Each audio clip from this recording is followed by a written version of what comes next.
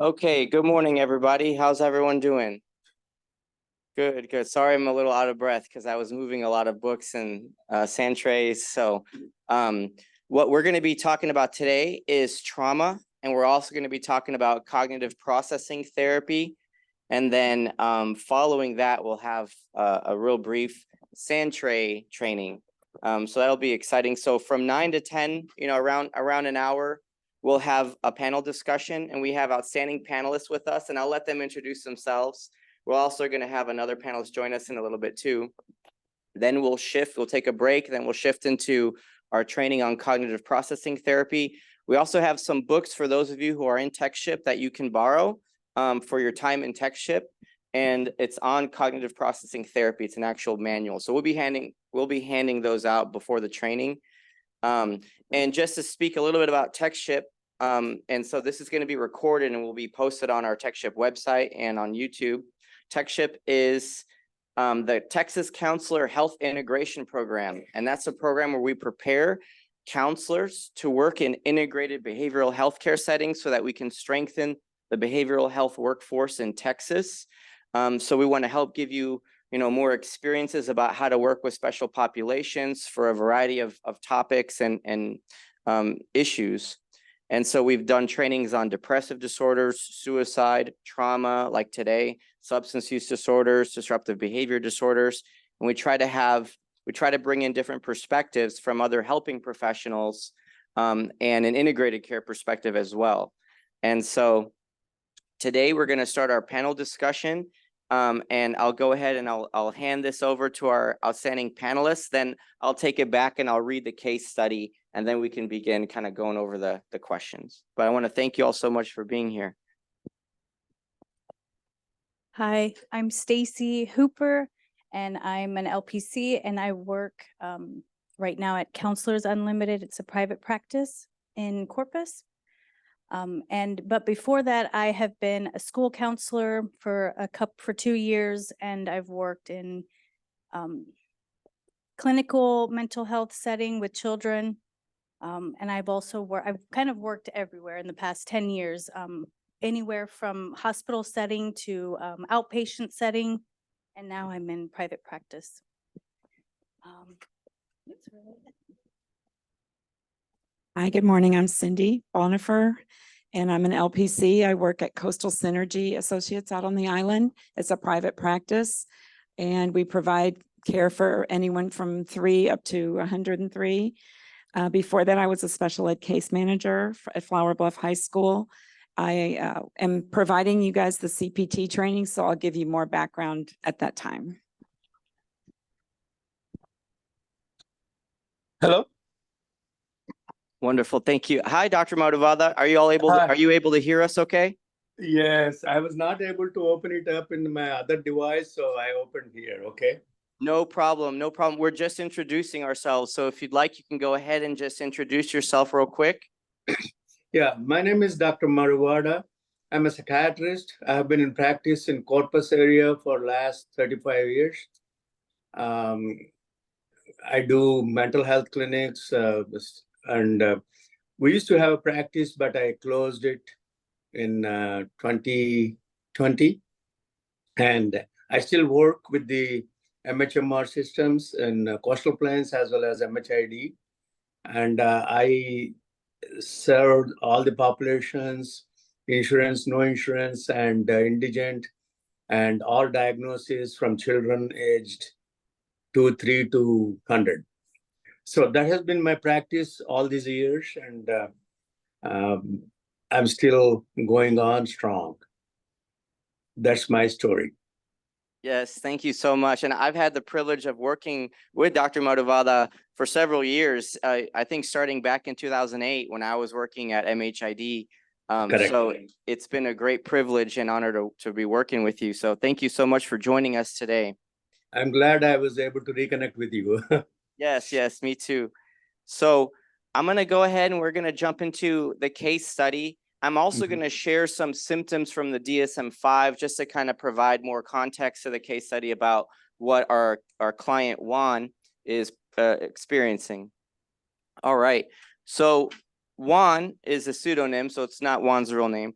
It's a case study. Juan is a 16-year-old Latino cisgender male who identifies as gay. He was sexually and physically assaulted by the same age male while on a date a year before treatment. He had been hospitalized for several days just after the assault due to an aborted suicide attempt, but did not receive ongoing mental health care after he was discharged. Juan had not disclosed his trauma to his mother, though she substantiated Juan's reported symptoms in her parent interview. Juan is the oldest child in his home, where he lives with his mother and younger sisters. He reported significant stigma within his family regarding his sexual orientation and indicated that his parents had not been supportive when he came out as gay 2 years ago. Juan noted his family expressed fears he would go to hell, and his father expressed disappointment that he was not a real man. This led him to question his religious identity and standing within the Catholic Church, something previously of significant importance to him, as well as his role as a Latino man. Juan did not tell his family when he was assaulted because he felt shame and believed it was his fault for dating guys. Juan also discussed feeling increased pressure to live up to his family's ideals as the oldest son and the man of the house. In the intake session, Juan reports having constant intrusive memories of the sexual assault, including nightmares and flashbacks. Juan reports avoiding certain places, people, and smells that remind him of the person that assaulted him, and reports feeling irritable, hypervigilant, and having problems to stay asleep almost every day since the sexual assault. Since he was assaulted, Juan began to fail his classes due to not being able to concentrate, develop disordered eating and exercise behaviors, and engage in unprotected sex and sex with strangers regularly.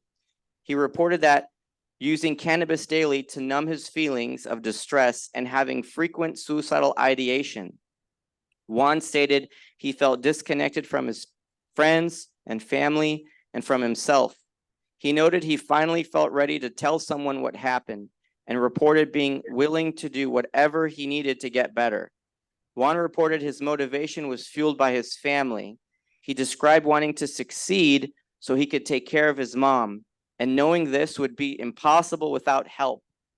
Juan obtained a PTSD symptom checklist for DSM-5, the PCL-5 score of 54.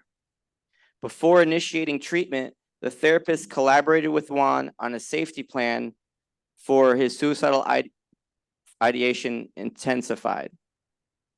Okay, so we have 6 questions, and we're also going to try to have some time for y'all to ask questions as well. So any of the 3 panelists can take, turns answering these questions. So starting with the first one, based on the information provided, what diagnoses or what diagnostic impression do you have that you might give Juan? And what would be the symptoms within the case that supports your diagnosis or diagnoses?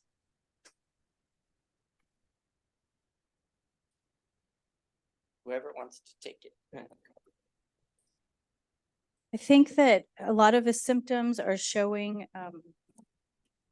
that he is showing are post-traumatic stress disorder symptoms. But sorry, I'm still kind of following.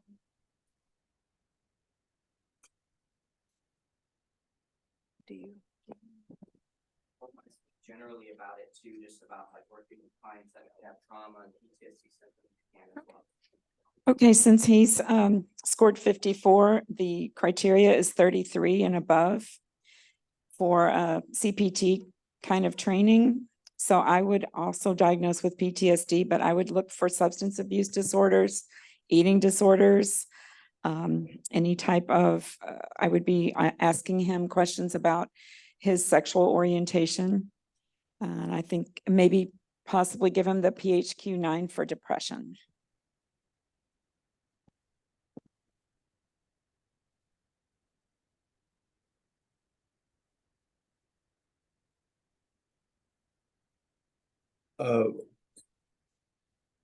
Somebody else going, or? No, it's just me. You can if you want to take over. Okay. So, one meets all the specific criteria for post-traumatic stress disorder, but in this presented case situation, he was hospitalized immediately after the traumatic experience and he became suicidal, so he had to be hospitalized. So at that point, I would consider acute stress reaction. And if it persists after that, 6 months later, then of course it would fit directly into post-traumatic stress disorder with his symptoms of nightmares, flashbacks. But also in the interim, I would like to know more about the father, because it was mentioned that the father felt that he is not a real man. But other than that statement, I haven't seen anything that he lived with the father or father was involved with the family, because he was living with his mother and two sisters, younger sisters. So I would like to see the impact of the expressed emotions from the family, mother, father, and not in general, but in specific. I would like to know that.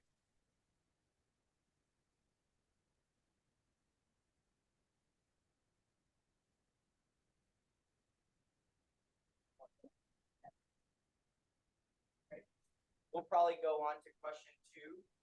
So what other formal or James, I can't hear well. I was hearing very good, but not now. Sorry, thank you. It was just, I didn't have the mic. It's all right, thank Okay, you. okay. That's We'll better. just pass it back and forth. All right. So question 2 is, what other formal or informal assessment might you use in your session to support your diagnoses? And if you're just kind of speaking generally with any client, what's the assessment process like for your specific practice? I think for Juan, he also would need anxiety. I know that you mentioned the PSQ-9. The PHQ-9. PHQ-9. And yes, and he's also going to need one, I believe, for anxiety as well. And when we do have clients that come in to where I work, we do both of those in the interview. Or sometimes we'll send them in their portals. That way, when they come in for their intake, we already have it. So, but for him, it would be different since he's a youth. We would want to do that when he's in person. Yes, this is Cindy, and I agree with those statements. And since the previous therapist or someone in the hospital, I believe, started his plan, his safety plan, that's already been taken care of. But in our case, if this was my client, that would be my first priority, is the suicidal ideation. And then, like we've already said, the PHQ-9 is for depression, and the GAD is for anxiety. That's all I have. Okay. I would like to know more about premorbid history, like before this incident occurred. How was he doing in school? How his relations were with the family? And it was already stated that he went on a date and this happened on the date that he was raped. So prior to that, what kind of friends he had and what kind of life he was leading in school and with the family. And of course, was there any history of ADHD? Because of course, he was not able to concentrate because of the trauma and his grades have fallen. But was there any prior psychiatric history? And this trauma, was it over a pre-existing condition, or this is the first indication of there is any mental problem. That's it. Don't want to say any more? Okay, wonderful. Thank you. So now moving on to question 3, what treatment would you implement with Juan? What would be your treatment approaches? What would y'all do for treatment? I think I would probably do a trauma-focused CBT with Juan. Just because, you know, CBT is one of our mostly used, yes, but we would use the trauma-informed CBT with him. And I think, Yeah, I would also try the trauma TF-CBT because of his age. However, after assessment and intake, I would see if he was mature enough to go into CPT, which is cognitive processing therapy. I have used this therapy with people as young as 14. It just depends on their maturity level and if they're willing to do homework with it, because they're already doing homework. So I don't label it. I don't talk about it as homework. We'll talk about that more later. That's all from me. Yes, he would definitely benefit from CBT, but as stated earlier, that he should be a good recipient for CBT and can process it and work with the therapist. But again, in this situation, we have to treat the ancillary symptoms that have appeared, like lack of sleep because of the trauma, the flashbacks, and the nightmares. Even though CBT is the primary treatment modality, as we all know, that if a adolescent or child is identified as a patient, actually, patient is not the only one, but the surroundings, the environments, the family situation, all of these play a role in the symptomatology experienced by the patient. So we have to get the Vanderbilt scoring from school teachers and the parent. It seems like only mother is there, and he is the only male figure in the family. So even though it was mentioned about father, he was not in the picture. So we have to have, along with the CBT, he may benefit from family therapy if everything else falls in place in terms of acceptance and readiness for that kind of a treatment protocol. That's it. Wonderful, thank you. So now moving on to the next question, how would you include other professionals to provide treatment in an integrative approach? And what resources might be helpful for Juan? So you can think about this if you are working with Juan in an integrated care setting or even in private practice, what referrals might you make? How would you incorporate other helping professionals?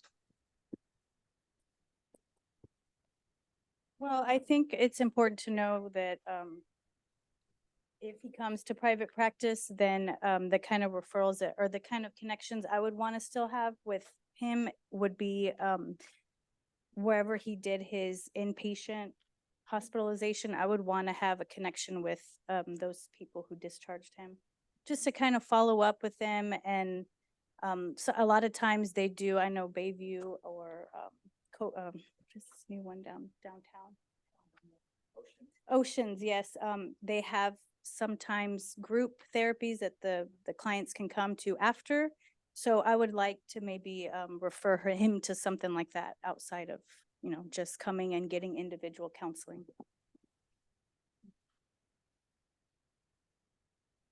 And I agree with all of that. And I would add that I would be working with, and I think the doctor alluded to this, I would be working with a school counselor if possible, someone from the school setting.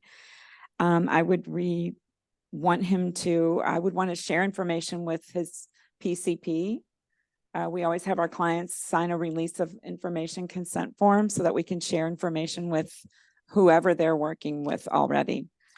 Also, for resources, I would refer him to groups, some type of groups for his age group so that he feels comfortable in that setting. That's it. As far as involving other professionals in providing treatment, I would like to order a psychological testing, getting measures of his IQ and his adaptive behaviors scales. Psychological testing will definitely throw a lot of light on our approach to treatment. Of course, we need to know the medical status.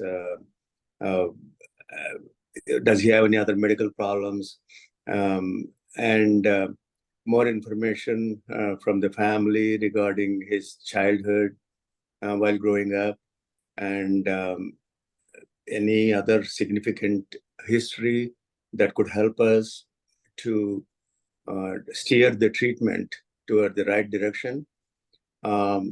And of course, I would imagine he would definitely benefit from what I call three-prong attack, like therapy, skills training, because he needs to learn to cope with situations, how to react, how to interact, how to act.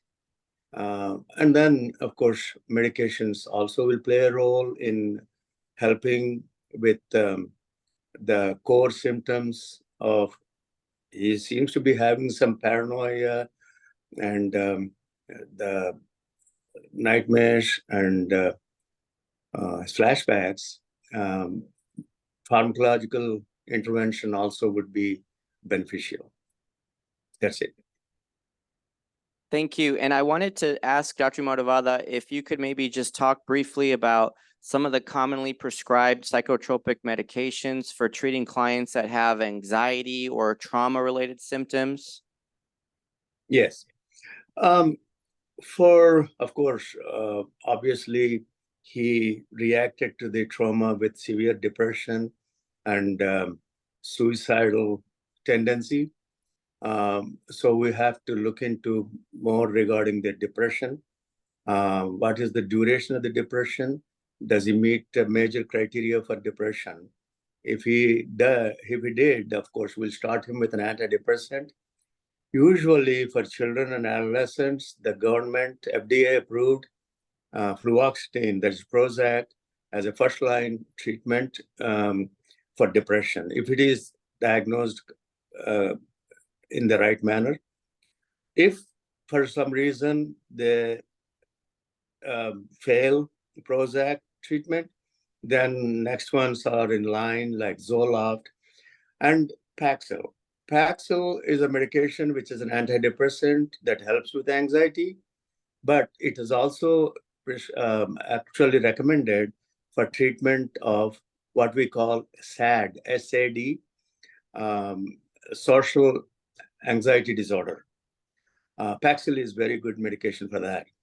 Only thing is, Paxil will consider these different medications as per the patient's medical condition. And if he is overweight, of course, I would not consider Paxil. I would go for Zoloft and Prozac. If he's not overweight, he's skinny, he can definitely benefit from Paxil, which helps with not only depression and anxiety, but it also helps with sleep, little sedation, and it increases the appetite. But if their nightmares are predominant and they are really bothersome, we use medication called prazosin. It's also otherwise known as Minipres. Prazosin 1 milligram is the starting dose. I would go with 1 milligram. It also has some side effect of decreasing the blood pressure. Probably that's why they will be sedated, but it helps very well. 1 milligram. In severe situations, we may go up to 2 milligrams, and rarely people go up to 5 milligrams, but that is prazosin.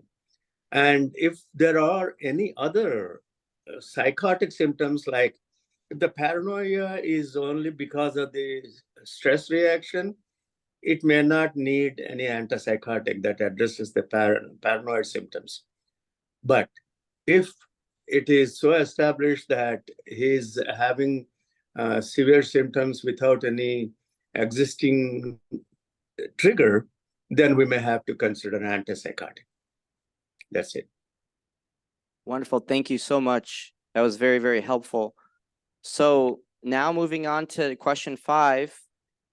What suggestions do you have for novice professionals to be mindful of WAN with treating trauma and PTSD symptoms? What might be some cultural considerations for treatment regarding WAN? I think that we kind of skipped over something really important with Juan, and that was his religious background. We kind of skimmed over that, or this just gave us a little bit, but I think that it would be important as a Latino male and that religious background that whatever professional will be working with him, tread very lightly with that, because it seems like that also has caused some kind of trauma in his life. So I would really like to explore that whole background with him before we even begin treatment. Yeah, thank you. That's exactly what I was going to say. I would tread really lightly as well. And excuse me. I would also be addressing any Latino type issues that might come up. And the fact that he's a youth, I would be, when we're talking about novice professionals, remember what you learn here. This is super important. I graduated from here with Dr. Icon, and the number one thing I remember from graduation in the counseling program was the relationship is what's the most important intervention. And that's very true. So building a relationship with him is going to be your foremost duty, as long as he's not suicidal, your foremost way of getting started with him.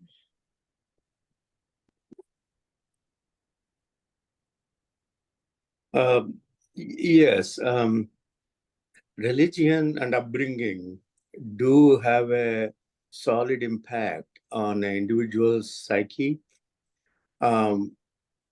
That some religions are very much opposed. I don't know if there is any religion that actually accepts these behaviors, but now we are seeing many situations, different religions that have impact on how they conduct themselves socially and also within the family network.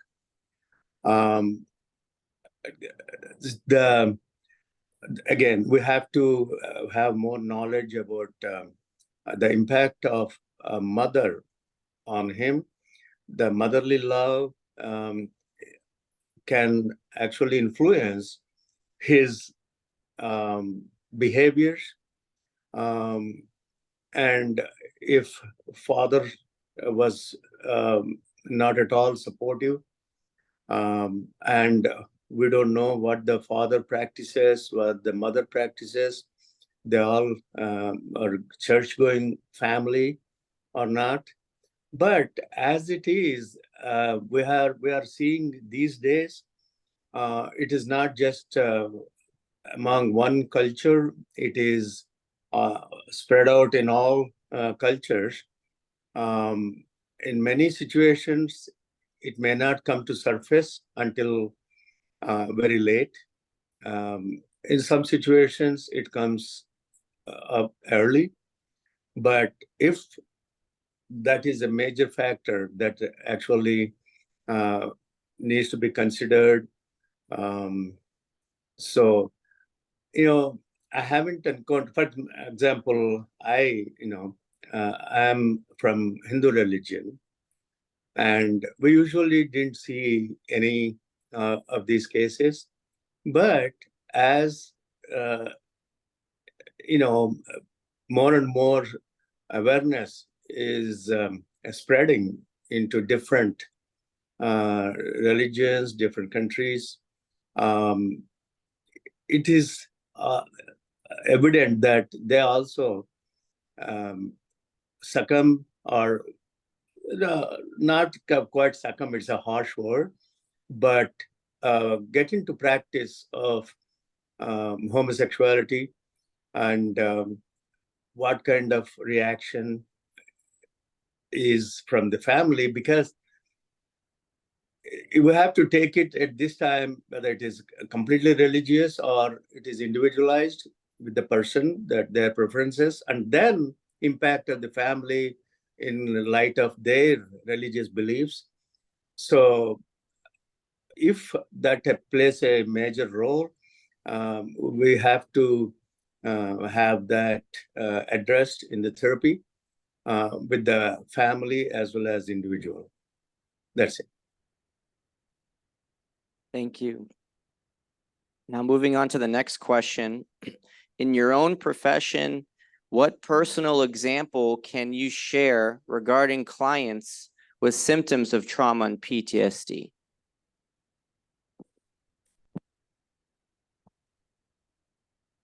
I think that I'm not going to just say one example, but with working with children and adolescents who have trauma, it's good to know that they all are going to look different. They're not going to be all the same. They might have the same trauma, or maybe the same kind of trauma happened to them, similar, but one kid will look completely different from the next kid. So it's really important to just have patience, and to really just the rapport with those kids is mostly important. But I just think that I've worked with a lot of kids with trauma, and not one of them is the same. I can't say, well, this one and this one, they're just all different. That's very true. And also, a lot of clients think their trauma isn't important enough to work on. They will tell me that all the time. Oh, well, my trauma is just this, and so many people are suffering with that, so I don't even want to talk about it. Well, that tells me they're avoiding. And what do we know about trauma? Avoidance is a key symptom, right? So once you know that that's going on, that's something to address. I treat clients with trauma and PTSD as young as 14, but a lot of children now are starting to come to me with more and more symptoms of trauma. So that's an area that I'm going to be learning more about and focusing on.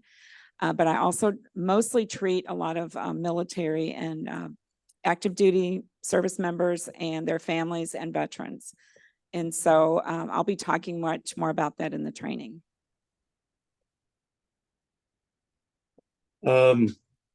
Yes, I have encountered several situations of PTSD in children, adolescents, adults, in different scenarios, like it's mentioned about the military. But I always give one example of how a trauma can have a serious impact on the child's life. This happened way back several years ago when Charter Hospital was open, and I used to have a 11-year-old kid being admitted almost every month by the mother. And every time the mother is a big lady, and he is a very thin kid, and she always used to report that he beats her up. That first I could not understand how he's able to beat her up without she being able to defend herself. So it went on, a few admissions to the hospital. And then one day, it was like at 2:00 at night, I was called to admit this child. So I went there, mother was there, and while she was giving me the information, she said, as every time the story is the same, that he beats her up. And he was just sitting there in the chair in a slumped posture. And I noticed that he was biting his lip. And then she mentioned, I wish he never was born. And at that time, I noticed him biting his lip even harder, almost to bleed. And then I said, okay, that's enough. I will admit him. And I said, we'll take care of him. And that day, after that day, when I was making my rounds, I asked him, really, what's going on at your home? Because you never tell. Usually children are not able to express because they think what they say is wrong, or it is taken as for a punitive action, like punishment. And when they say, I don't know, that means they don't know how to tell, but not that they don't know what to tell. So, and then he told me that his mother is very strict.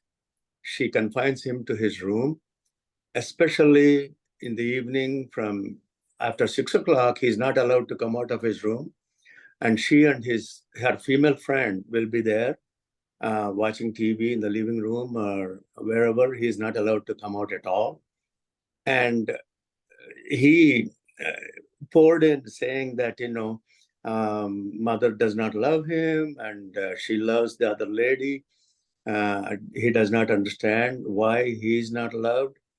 And after I got her information and I advised the social worker to get more information. And when we were discharging, he was from Kingsville. So when he was discharged,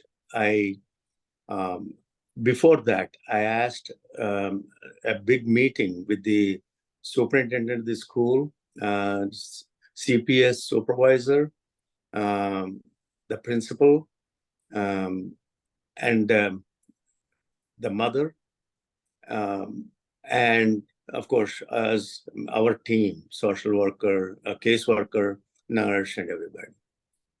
So my recommendation to them was, I said, if CPS caseworker is called to evaluate, they will come up with a report that there is no trauma because they can't see any bruises, cuts, or anything like that.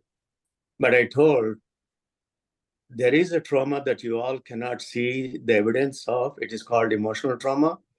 And you cannot see it, you cannot prove it, but you can observe it in the behavior and the effect it had on the child.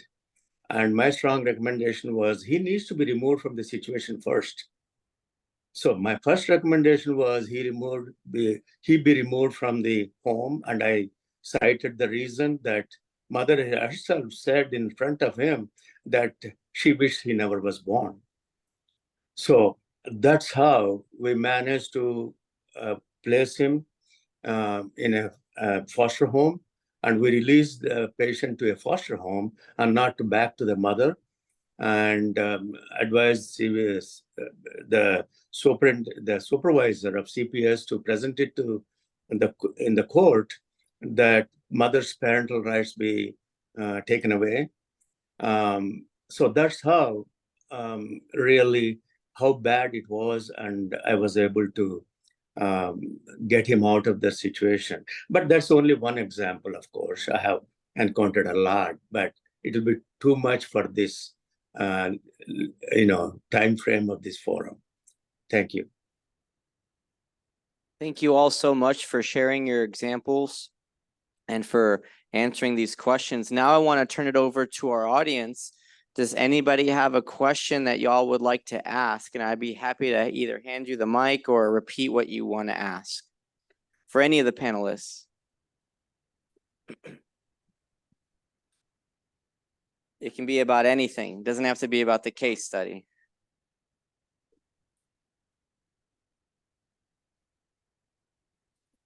Sure. So I believe it was Stacy that mentioned, you know, we kind of have overlooked the religious connotations going on in the family. But it clearly states that, Juan believes he's going to hell for being homosexual. And I think, I think it's like one of the driving factors of the dynamics that's going on in the family.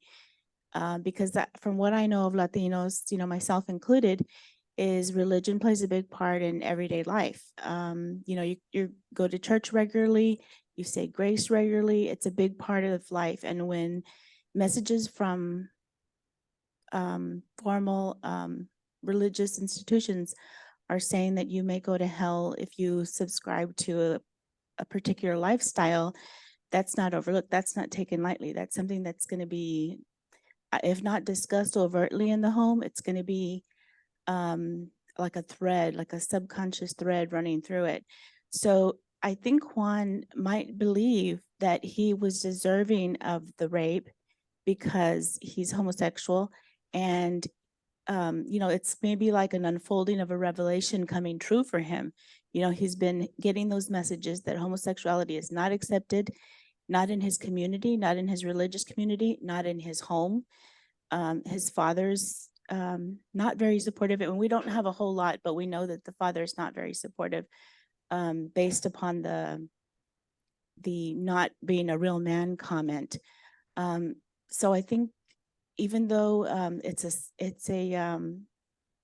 a delicate thing and a sticky thing, just how would you go about broaching that? Because I think it's like one of the key components to helping Juan accept himself, and accept that he's not responsible for this trauma that happened to him. You know, and it's not a punishment for being who he is. You know, how would you make it begin to work on that and ultimately help him heal?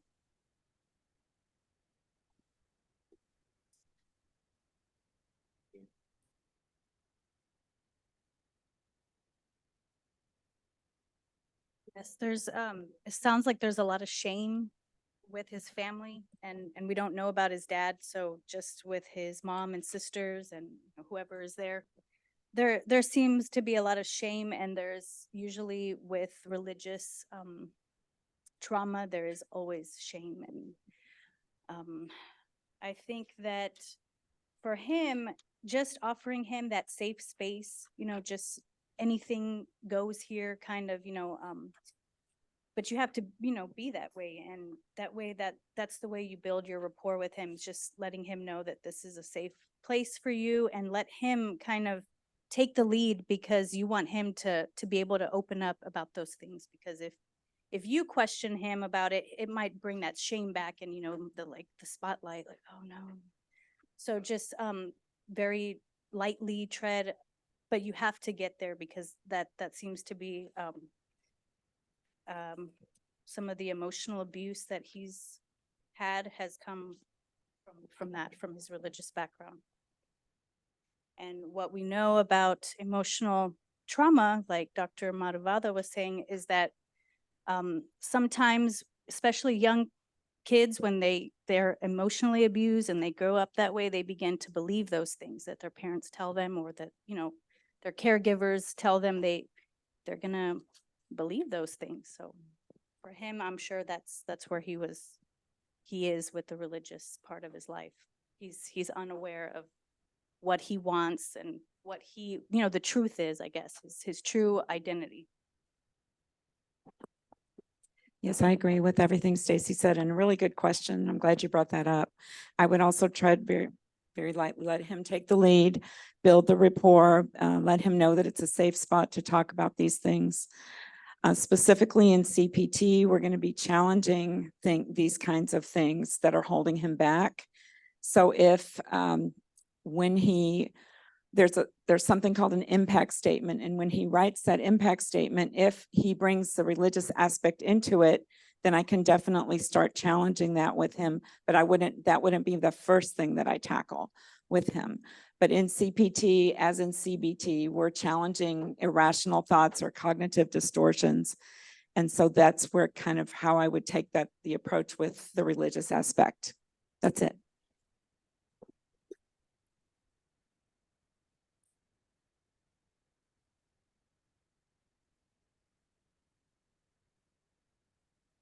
I also, I guess, wanted to add a little bit to that too. So I think it's just important to consider who we can refer our clients to speak on matters regarding spirituality and religion, especially clergy. And not all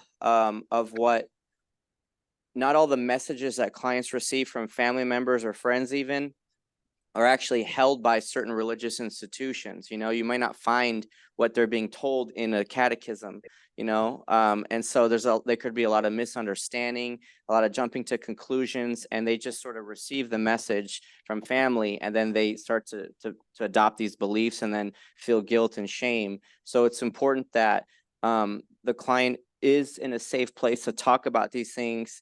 And then if they want to further explore these things, kind of know how to go about maybe doing that and coming up with a plan where they can talk to other individuals who study theology or who might be able to better explore some of these questions with them, and get different perspectives. I think that would be one approach you could take. Any other questions anyone has? Oh, we got some hands up. All right. Who wants to go first? Okay, I can maybe pass it back, right? We can start here. Yeah, so my question is, what happens when like the parents are part of the problem, but not to the extent of it being like emotional abuse? That's kind of one of my hangups. So going into working with kids and adolescents is there's only so much you can do. The family has to be involved. And so what happens when like, say the mom's just absolutely not willing to budge or to accept the lifestyle, whatever the problem would be, and how would you address that?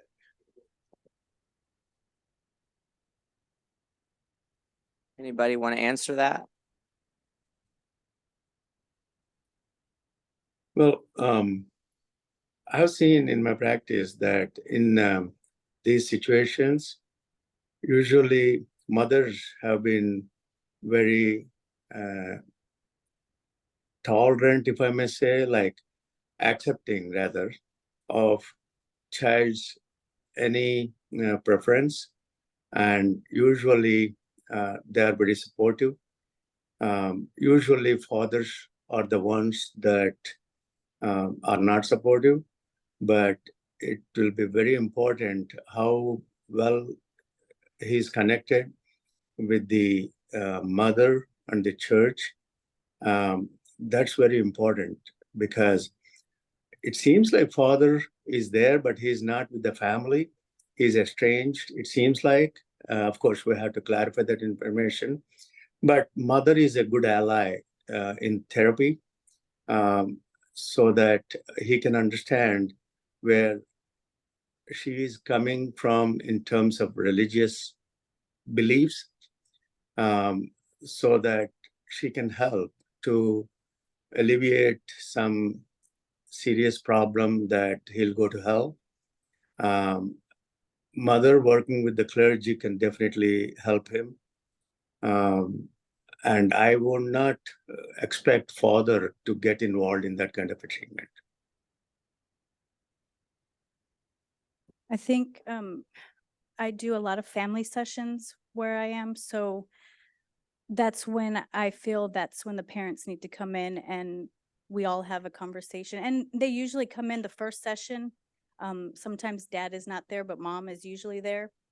And that's when we tell them, this is it's not going to be just this, your child, you're going to have to do some work with them, at home. And a lot of times they just want you to kind of solve the problem for them, but it's the whole family really has to be involved. Yes, I agree with all of that. I also do family sessions, but sometimes I do just parents. I have just the parents come in without the client so that we can really talk about some of these issues without the client feeling any type of embarrassment or they're going to get in trouble or something like that. And so we'll address some of their concerns that way. And I also offer parent training where they can actually log on in telehealth, and I have PowerPoints and things like that for them.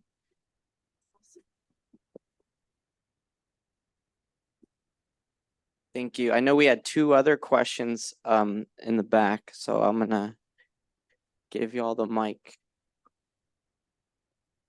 Did y'all wanna?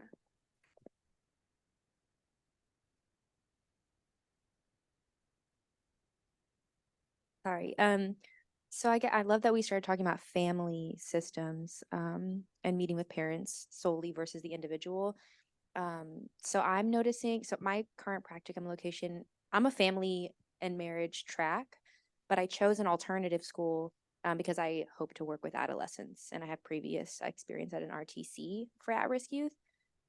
And I'm noticing that there's this gap that needs to be bridged between educational counseling and family counseling. I feel like they're touching fingers, but they need to be holding hands. So what experience do y'all have along the lines of seeing families, treating families, as well as being educational and school counselors? Where do y'all identify that gap, and where do y'all identify the bridge being built?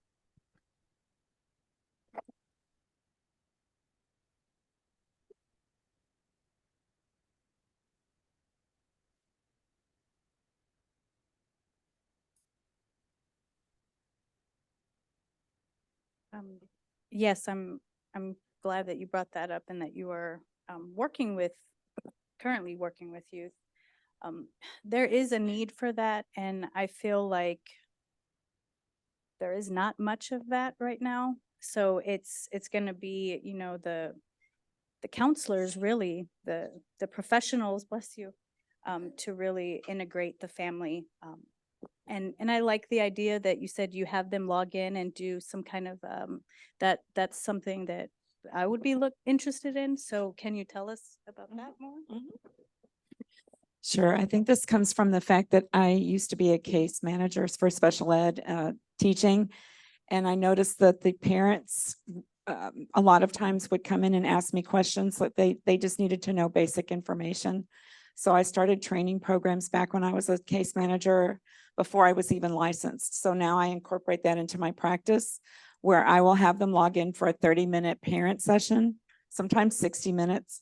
And I have various PowerPoints on various disorders that children have and developmental delays, school learning disabilities, things like that, ADHD primarily. And we will do, it's a PowerPoint, but I'll make it very personal to their child and their situation. And that way they feel more empowered to help because I'll include strategies for home, school, and the community setting in all of the various disorders. And that's it. How often do you do that? I will ask them to come in. Usually, if I see that the child, they really need help, the parents really need help, because, and I'll know that, you'll know that when they keep asking you questions. Oh, well, I just need to talk to you for a minute. And then that turns into 30 minutes of the client session. Okay, well, now it's time for you guys to have your own session. So I might do it every 6 weeks where I do different parts, different types of disorders. I just want to add that I do with my family sessions, I'll meet with them the very first session all together, and then I tell them in about 6 weeks, we also will do a follow-up to see kind of, are we reaching our goal? Do we need to change the goal? Things like that. So it is integrated, definitely. I think we have time for one. Was there one more question in the back? Yeah.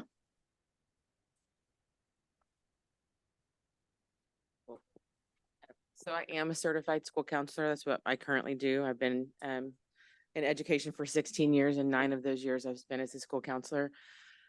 I think that your question is a great question, and I think that it is something that there needs to be closing that gap. What I have experienced is that parents don't have a problem with students coming to see the school counselor, right? But we're short term. We're, solution focused, short term counseling. And when we feel like there's a bigger problem, that's when we refer out. But when we refer out, we are depending on the parent to follow through with that. And when you start talking to them about that, it is, they balk at it a lot. Like there's a difference between seeing a school counselor and going and seeing a therapist. It takes the problem from being in the school to being very real. And they don't always like to face that, And then if we do have students that are seeing outside therapists, there's also an issue with getting in communication with that therapist, because we have to get, we have to get permission for us to communicate. And I have actually had parents who refuse to give that consent because they don't want us talking to the therapist. And they don't want us to get that information for whatever reason. So there are barriers and hurdles, in the education system with parents too. And it's really trying to build their trust and get them involved in the whole child, not just at school, but how outside those problems are affecting them at school. So I hope that helps a little bit.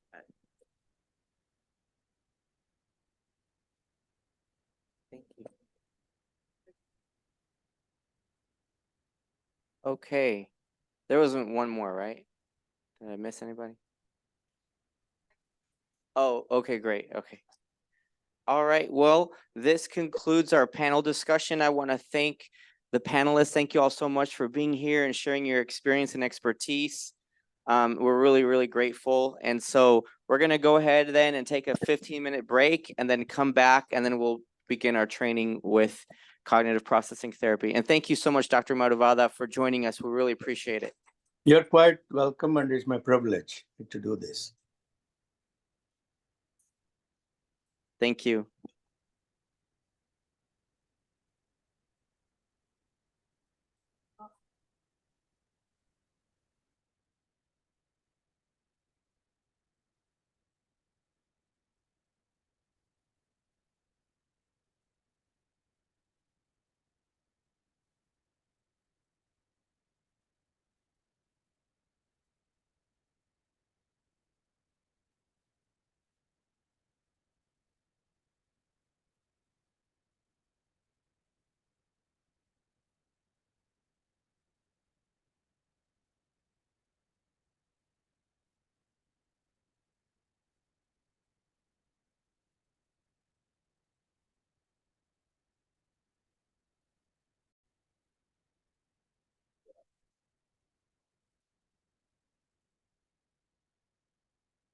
Hey, are you guys ready?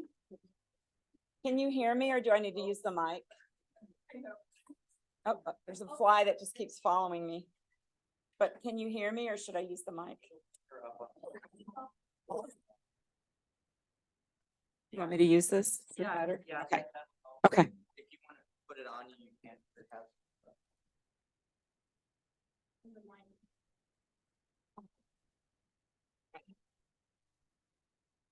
Thanks. Yeah, guys, I haven't presented before in this format, so, and it's been a while since I've been a student here. Can you guys hear me? Okay, thanks. Okay, thanks for coming to this today. Before I even start, I wanted to know, do any of you have any experience with CPT or know anything about it? Just a show of hands. No? Okay. Okay, so what setting are you going into with a show of hands? Who's going into school counseling, or in school counseling, okay? How about clinical, like private practice? Okay. How about a hospital or outpatient setting? Okay. Anyone going to go into the VA, working for the VA? Okay. Anything that I missed? Okay, marriage and family, I'm sorry. Marriage and family, thank you. Substance abuse, okay. So a variety. Do most of you think that you'll encounter a patient or client with trauma? Good, I'm glad you know that. So I know that since you are students here, that you're well-versed in trauma. We're not going to be talking a lot about diagnosis of trauma, okay? We're going to be talking about the CPT. And so just a little bit about me. I got my master's in counseling here with Dr. Jimmy over here, Dr. Icon. You call him Dr. Icon? Yeah. Okay. Oh, Dr. I, okay. Back in 2011. Before that, I got my bachelor's in psychology here as well in 2005. I decided to get a special education master's also because I thought I was going into school counseling. But I'll get into that in a moment. while I'm getting these degrees, I'm working for the federal government on the base here at U.S. Customs and Border Protection with Department of Homeland Security. And while I'm working there, I'm part of what's called the Critical Incident Response Team. And it's a nationwide team. They knew I got a counseling degree, so they put me on there. And what we did is we flew around nationally and we helped federal government employees, especially those who were in positions of piloting aircraft, navigating aircraft. We would help them get through, kind of do like just the initial critical incident response for traumas to help them get back on the job. So that kind of really piqued my interest in trauma. But my thought was I'm going to be a school counselor. So I got my special education degree.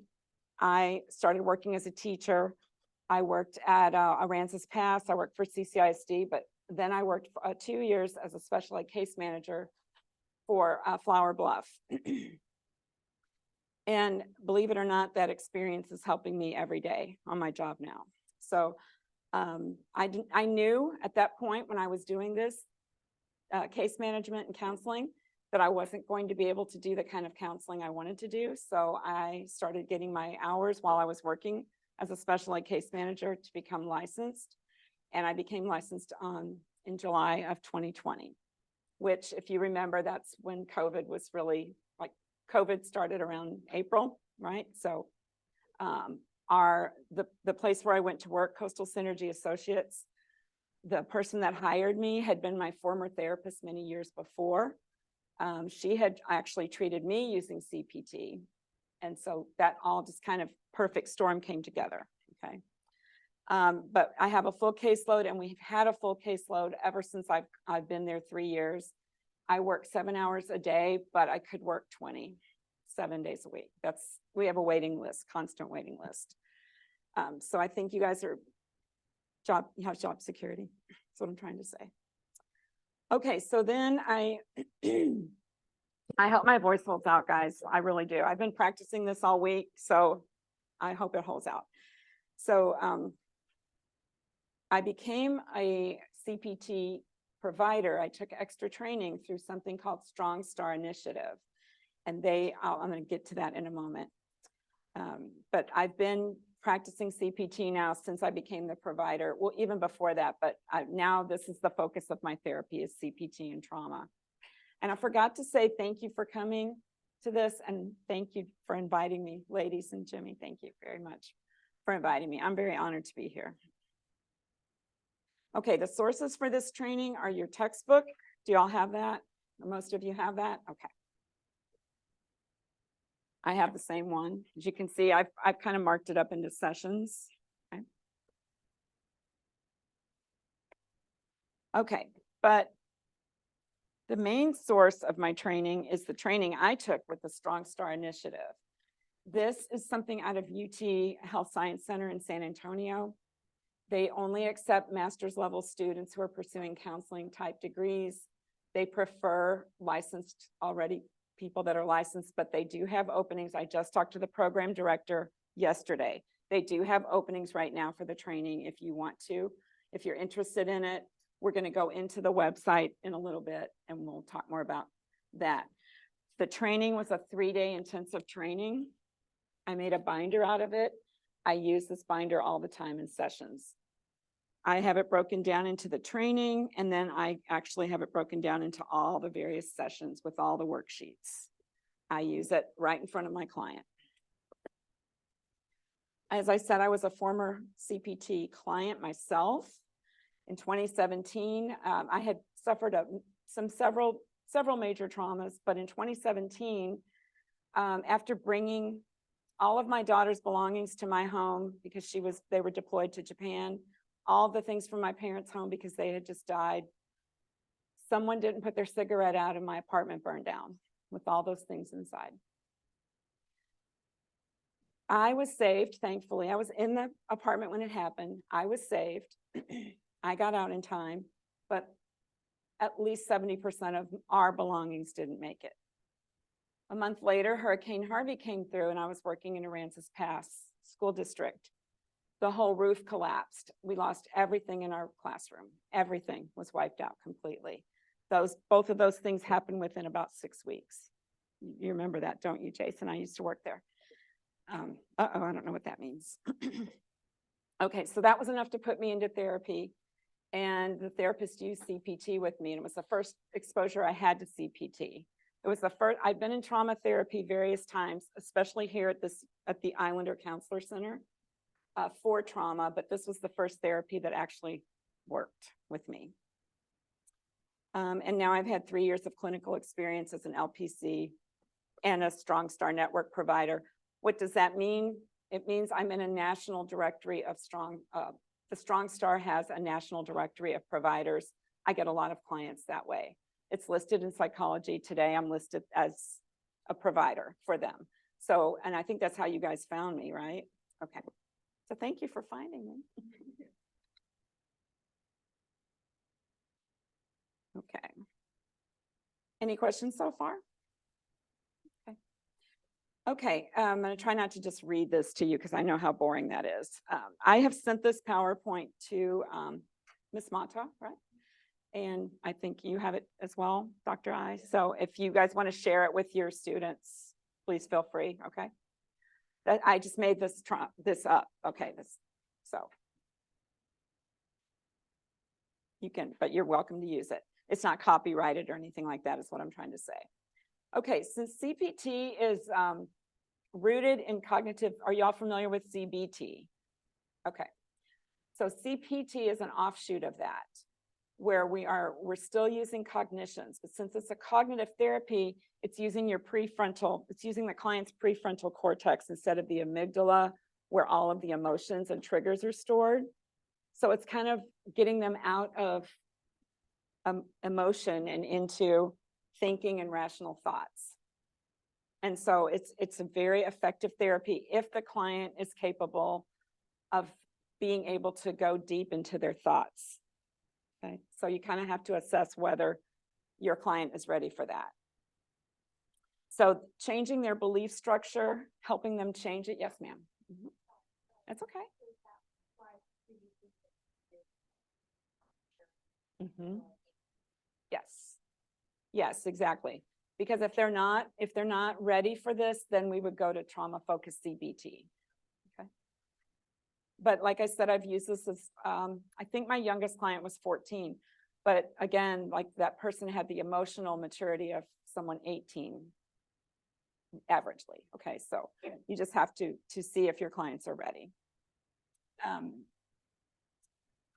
We use CPT, even though if they don't meet full criteria for the DSM-5 full criteria, we can still use this because it's a very effective method of also decreasing anxiety and depressive symptoms. So if your client is presenting with those as well, this therapy is very beneficial for that. You can just tweak it to take the trauma part out, but you may find that there's trauma once you get into it. Okay, more active duty military and families are seeking help outside of the VA. Why do you think that is? And that's why I asked if there's anybody here from the VA.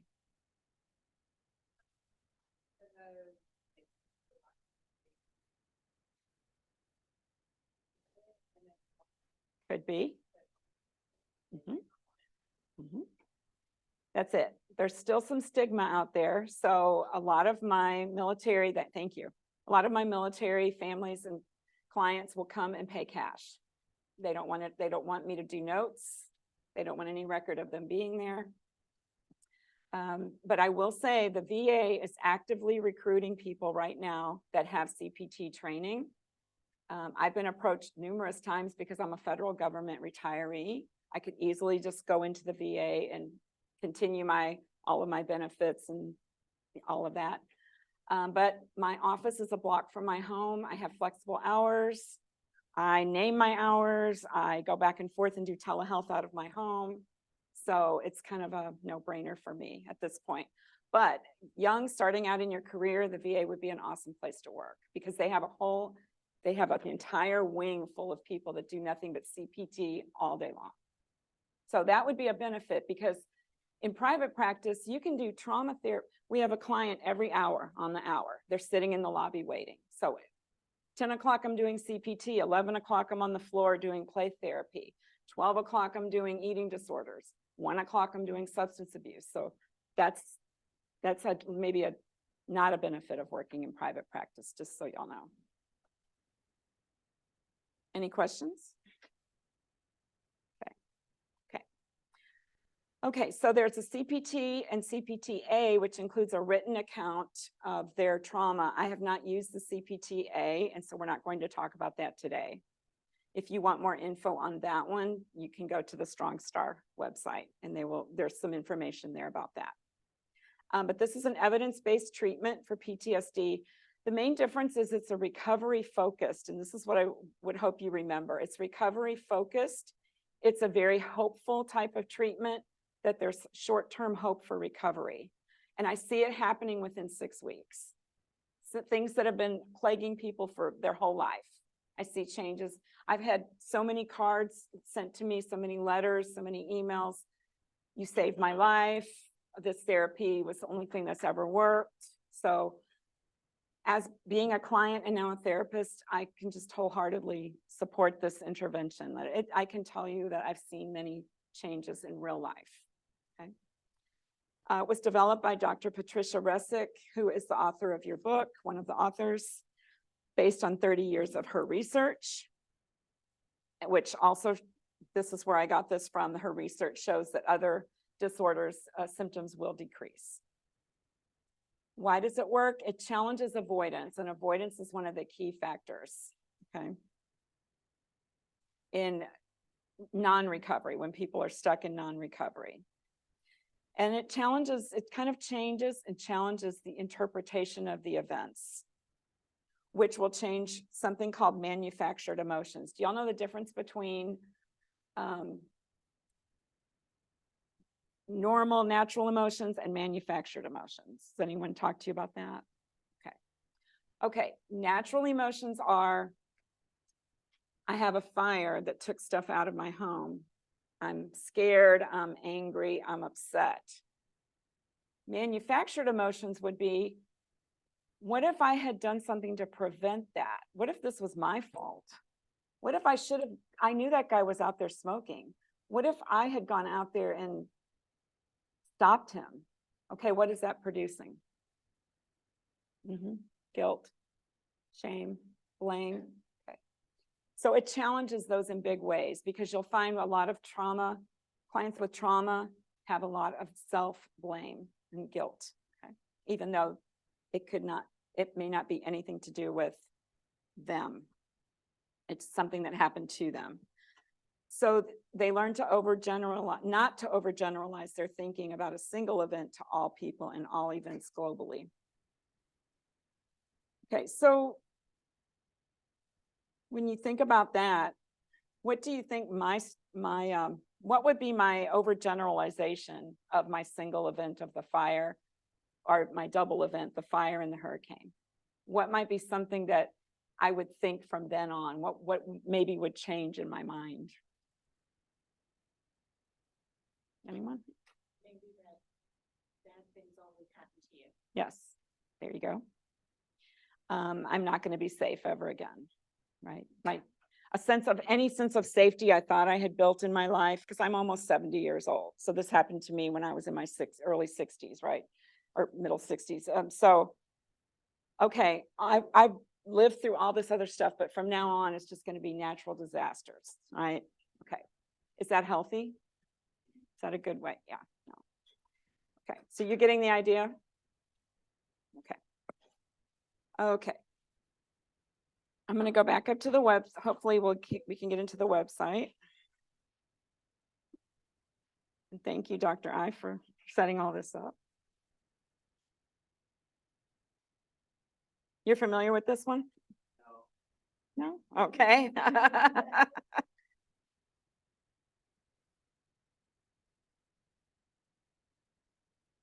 Now you can do CPT without this training. Okay. This is just an extra, like, icing on the cake.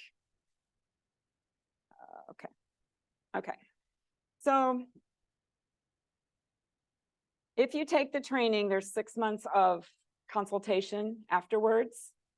and that you talk about your clients with, with the professionals at Strong Star. And these are people that have been working in the trauma field forever.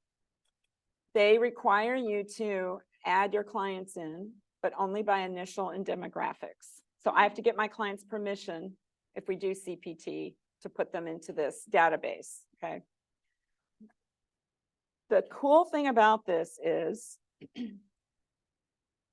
I think, these are the PCL, do y'all know what PCL5 means? The patient, it's in your textbook. Let's see.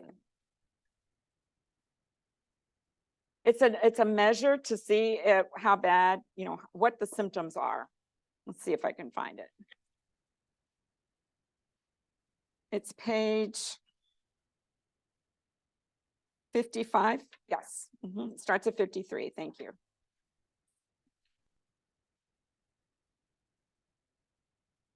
So this is a measure of their symptoms, the PCL5. We use the monthly one. Okay, and then there's another assessment called the PHQ-9, which is page 61. This is for depression. Sorry, I'm on your sign-in sheet, so I'm going to move that. Okay, so what it's doing is it's tracking. As you can see right here, it's tracking their progress. What do you notice from week 1? Like, what do you notice there? The top one is the PCL5, which are their trauma symptoms. The bottom one is the PHQ-9, which is their depression. So I show this to the client. Like, look, this is a way to monitor. Is this treatment working for them, or is it not working for them? Is it effective or is it not? Normally, the symptoms will increase the first few weeks because they're talking about their trauma a little bit, and then you start seeing them go down. Let's look at a different client.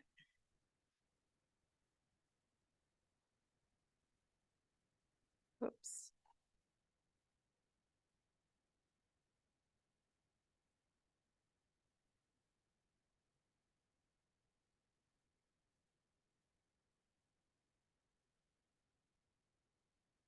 Okay.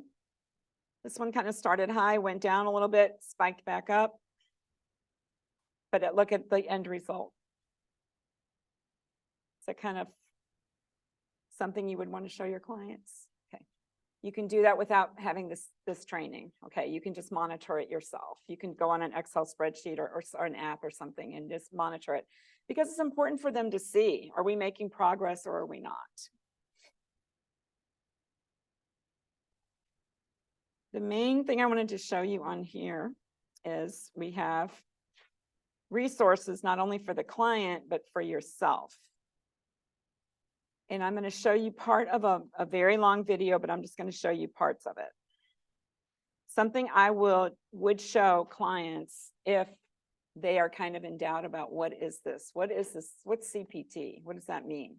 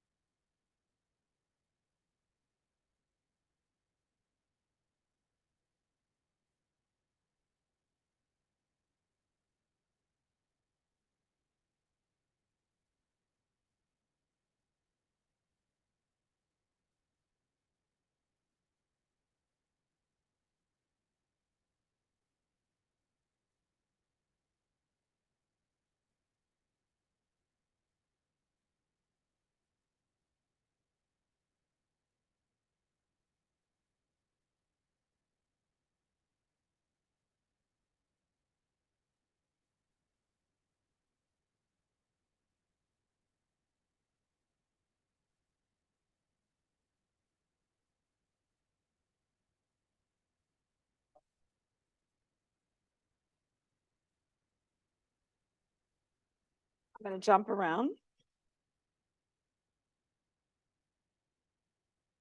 I'm pretty sure you can YouTube this video.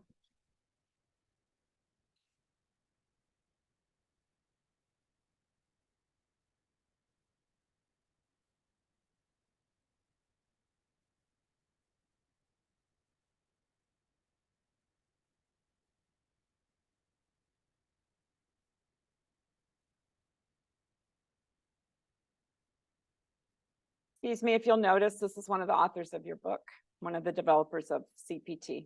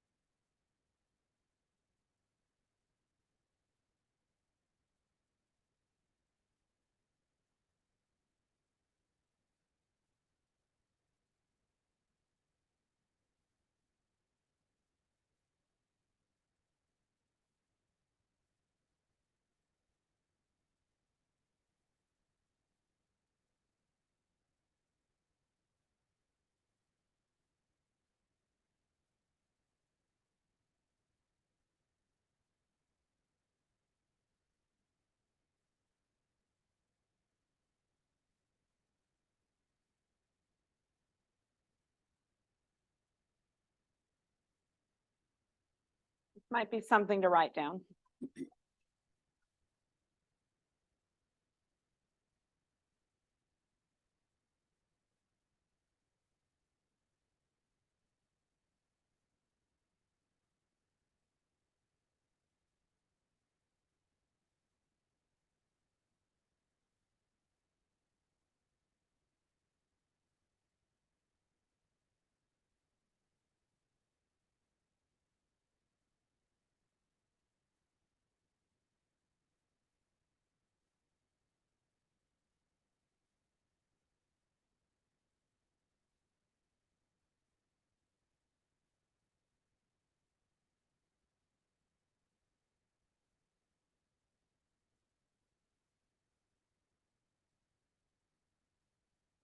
Stopping it, so in case you want to write those things down or take picture.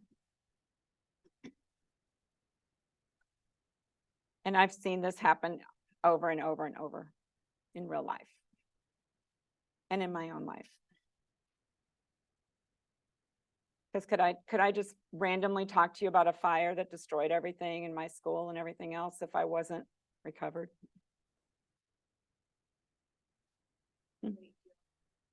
Right.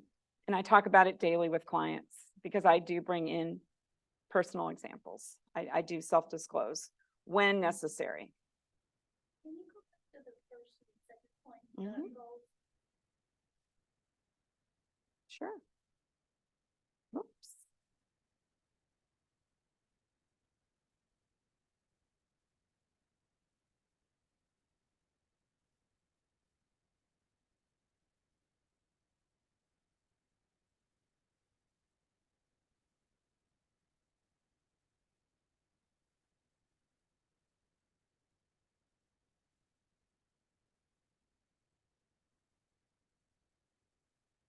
We good on that one?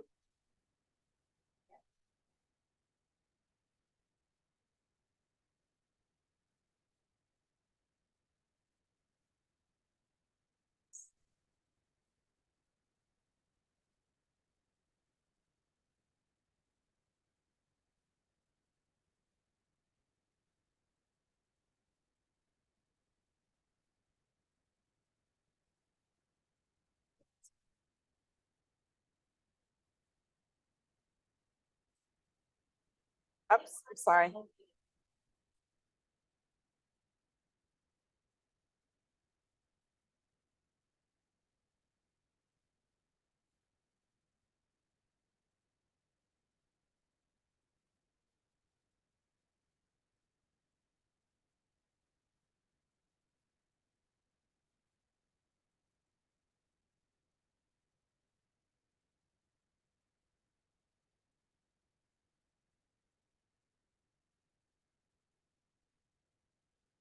Are we good on those?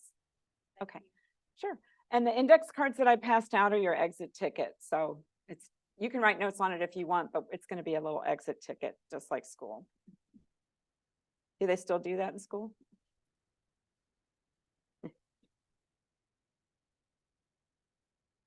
And we are going to take a break soon, don't worry.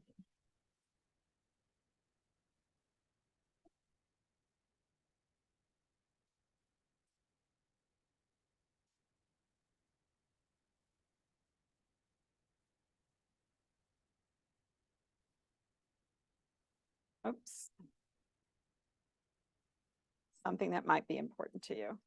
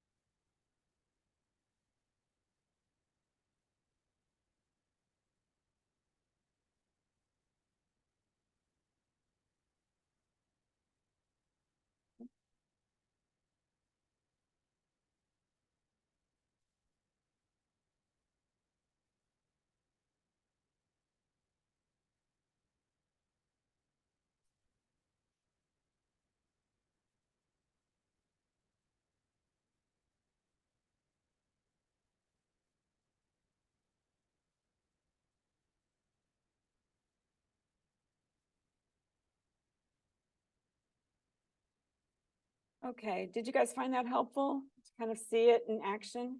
Okay, I'm going to be showing other videos to you, short videos. But can you see why that might be important for a client to see?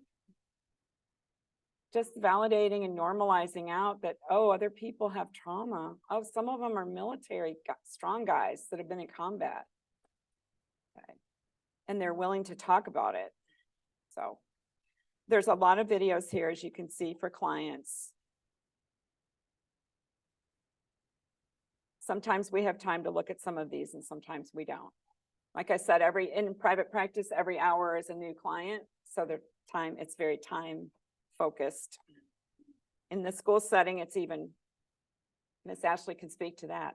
You have what, 30 seconds or a minute? Yeah. All your stuffing during your lunch. Yeah, exactly. Okay, let's see. Now.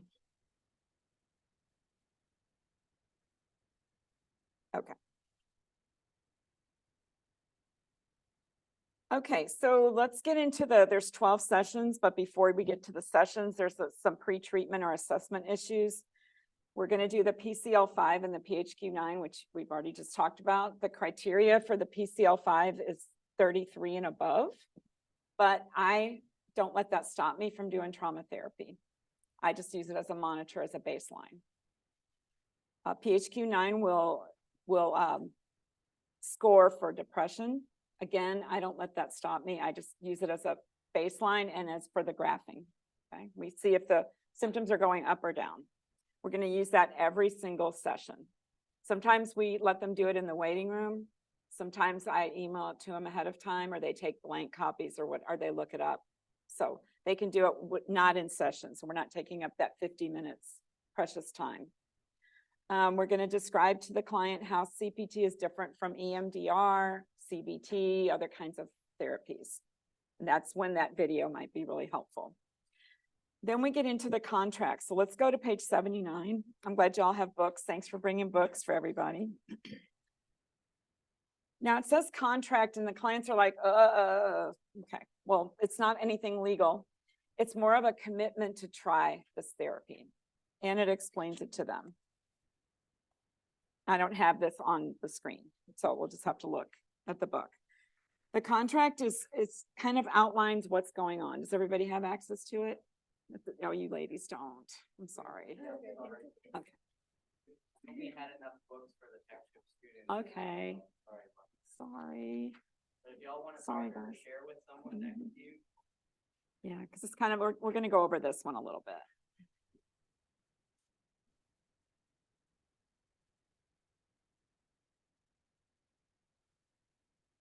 It's page 79.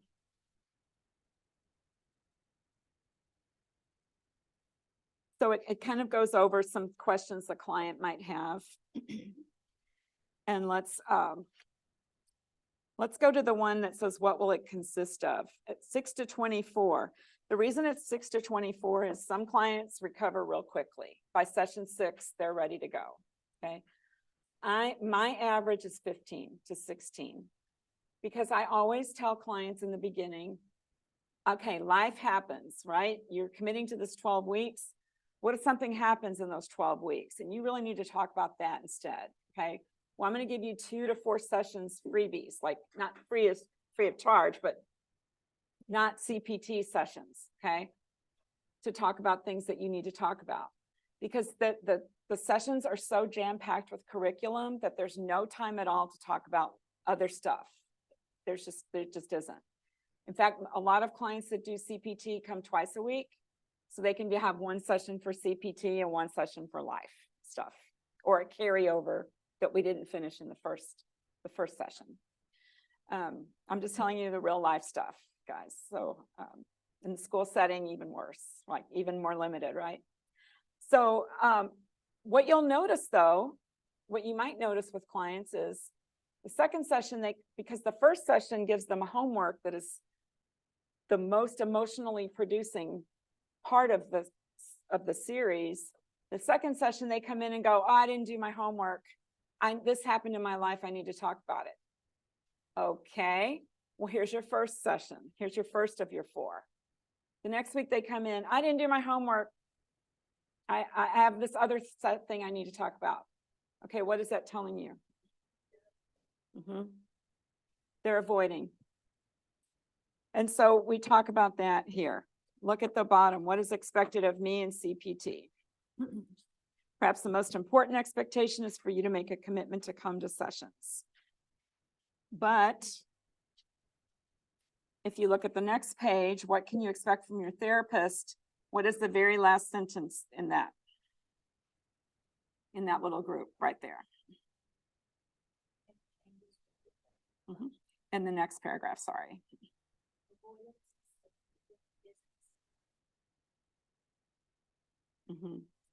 Yeah, so when you talk about it in the contract, this is before you even start the 12 sessions, okay? So you're talking about this with the client and I let them know, hey, I'm gonna give you 2 to 4 free passes, but if I notice a pattern that you're avoiding, that's what we're gonna talk about.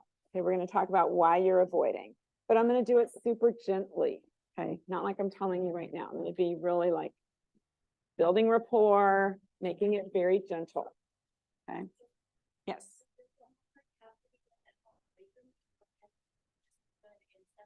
It can be done in session, but the first homework assignment is writing their impact statement. And that's really something that I ask them to do when they have like an hour or 2 alone in between sessions. That's the one that really needs to be done because it's the most emotional producing homework. Okay, good question. Okay, can I choose to stop this therapy? Of course, at any time they can choose to stop it. I have them sign it. I have me sign it. They get a copy. I get a copy. Is it a legally binding contract? No. Any questions? Yes.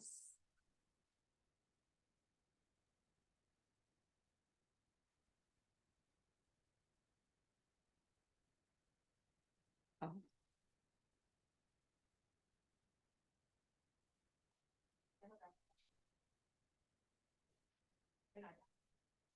Right.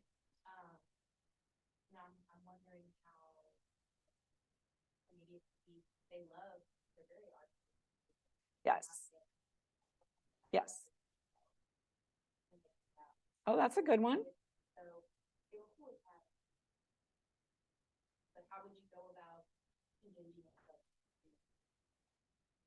That's a really good question. And towards the end, we're going to do adaptations for adolescents. So please, if I don't answer that question, then please remind me. Okay. But thank you for asking.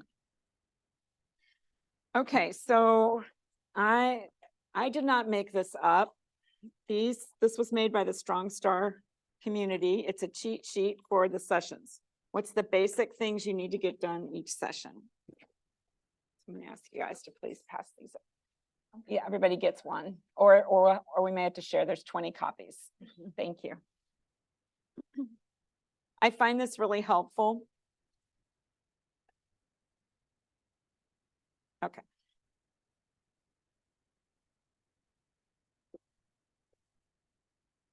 Because as I say, every hour I'm doing something different. Okay, so sometimes I even have to look at these. Okay, what do I need to accomplish with this session?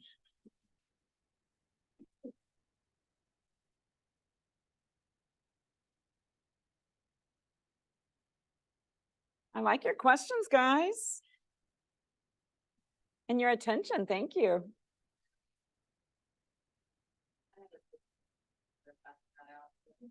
Yeah. Uh-huh.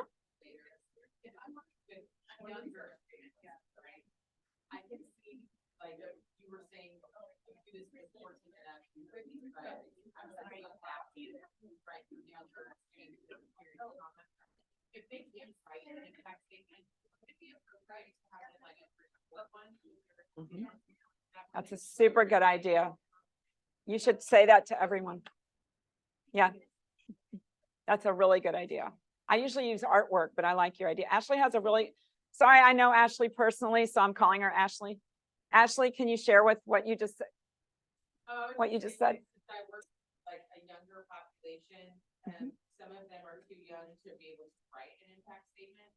So I was asking if it was a principle to be appropriate to have them record verbally their impact statement, and she was saying that yes, that would be an appropriate way to handle that with the younger population. Yeah, I really like it. Thank you.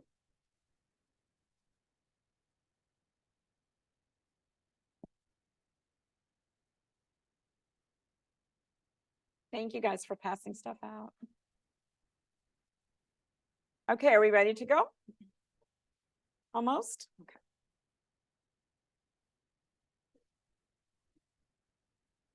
There's 2 pages. Do we have enough or no?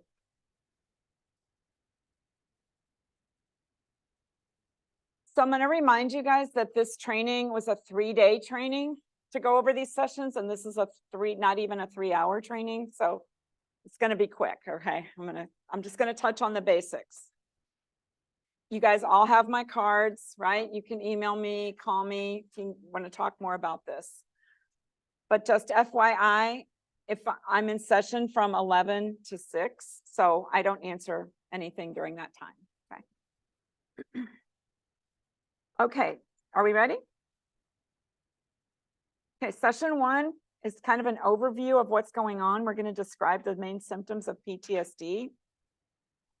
There's 4 of them. You may want to write this down somewhere. There's 4 main symptoms, but I know you know this already. There's intrusive thoughts. There's the arousal, the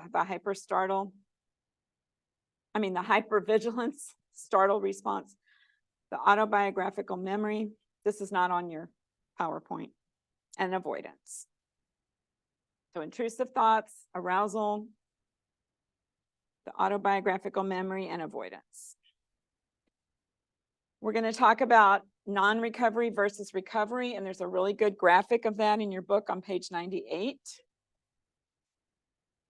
I had all these handouts on my Gmail, but we couldn't access my Gmail. So sorry, I'm doing this. Okay. So 98, I go over this with them. We talk about who recovers and who doesn't, and avoidance being a key factor there. But something that isn't on here is connection with other people. That really helps people recover also, in addition to therapy, is having somebody else that they can talk to that supports them. Okay, we've already talked about natural versus manufactured emotions. We're going to introduce stuck points. Has anybody ever heard of a stuck point? Okay. Yep, it's a thought that's keeping you stuck. Okay, page 99, it tells you what they are. Gives you kind of a graphic of what they are, okay? It's all or none thinking, if then kind of thinking. Okay, so I had a fire, and we've already kind of talked about this. Fire, hurricane. My thought after that was, I'll never be safe again in my life. I'll never, no matter how long I live, there will never be a safe place for me again. Okay, am I safe right now, relatively?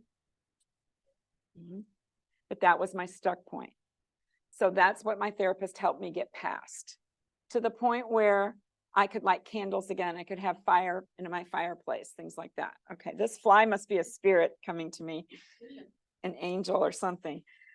Okay, so we're just introducing stuck points. We're just telling them what they are.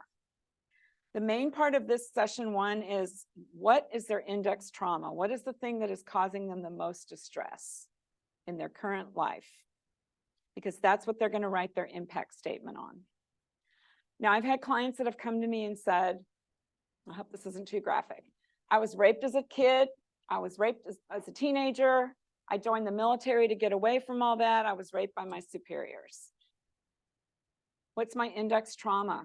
I've had too many rapes. Well, why don't we just say rape? Once we get into it, we'll decide which one is causing you the most symptoms that are currently keeping you stuck, okay? Does that make sense?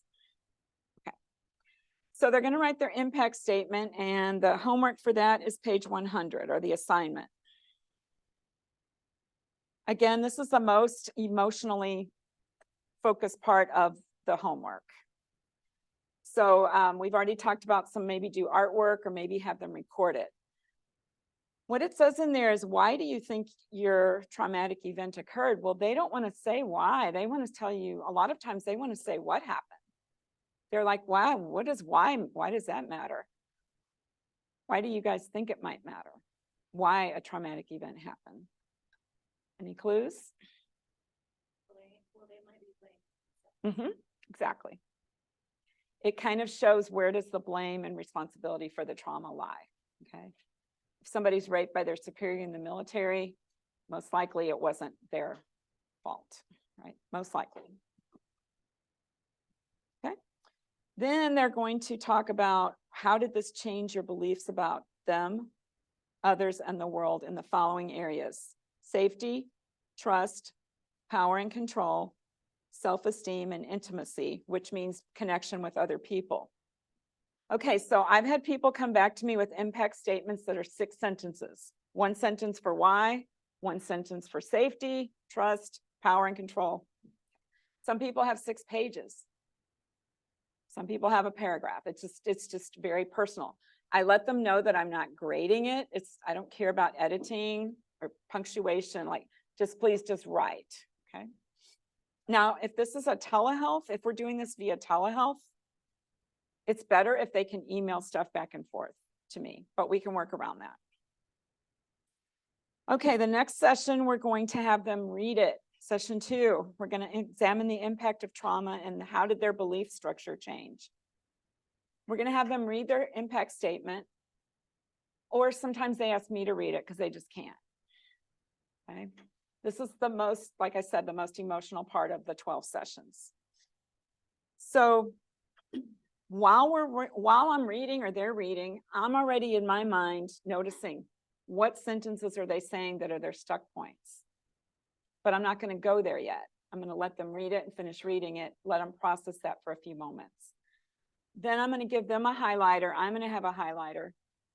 I'm going to start identifying what do I think are your stuck points. If I had told my neighbor to stop to put a cigarette out, my apartment wouldn't have burned down. Yeah. If Aransas Pass had put a better roof on their building, it wouldn't have collapsed. Those are stuck points, okay? I mean, that might be true. Maybe if Aransas Pass put a different roof, maybe it wouldn't have collapsed, okay? But what we're doing is identifying their stuck points. I was raped, so it was my fault. It must have been the clothes I had on that day. And I'm highlighting these things and I'm asking them to highlight these things. And I let them know these are your potential stuck points. Doesn't mean they all are, but we're going to identify, we're going to look at each one, okay? Then we're going to have them list those stuck points on a stuck point log. Session 2, let's see. Again, I'm sorry I had all this on my Gmail where I could just pop it up. There's also on page 113, there's a stuck point guide. There's examples. I give the client these examples so that they can look at them. And then I don't see the stuck point log.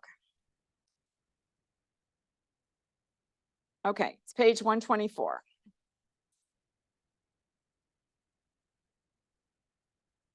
Then I have them list them. Number 1, whatever we highlighted. Number 2, whatever we highlighted. I encourage them between sessions if they think of more beliefs or thoughts that they might be potential stuck points to include those. Okay, so we're identifying them. Then we're going to go into something called an ABC worksheet. That's our next worksheet, and that is on 126 with some examples. Okay, so I'm going to, again, ask the ladies to pass these out. These are a sample. After this, we're going to do an activity, and after that, we're going to have a break. That's the example, and then these are the blanks. Thank you. Mm-hmm.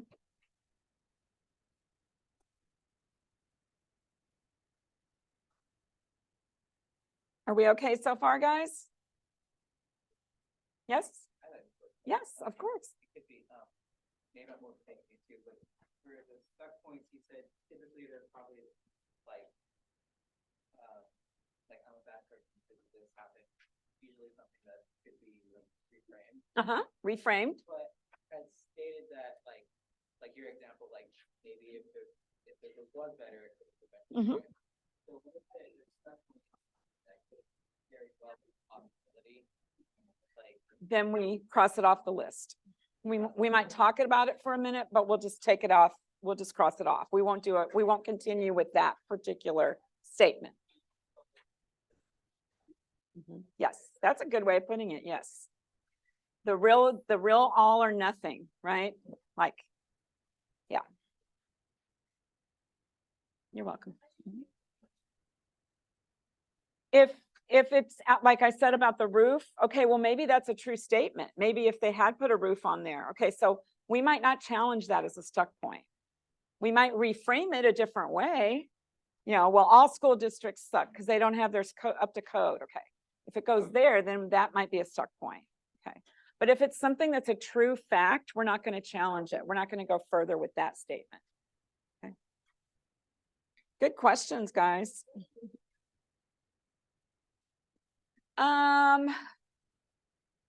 Okay.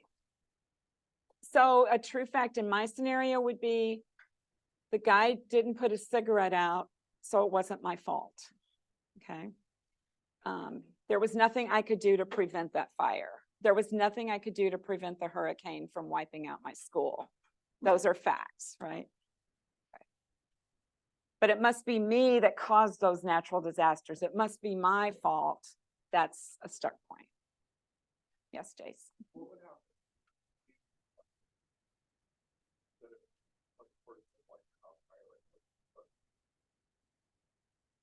What if it was the person's cigarette?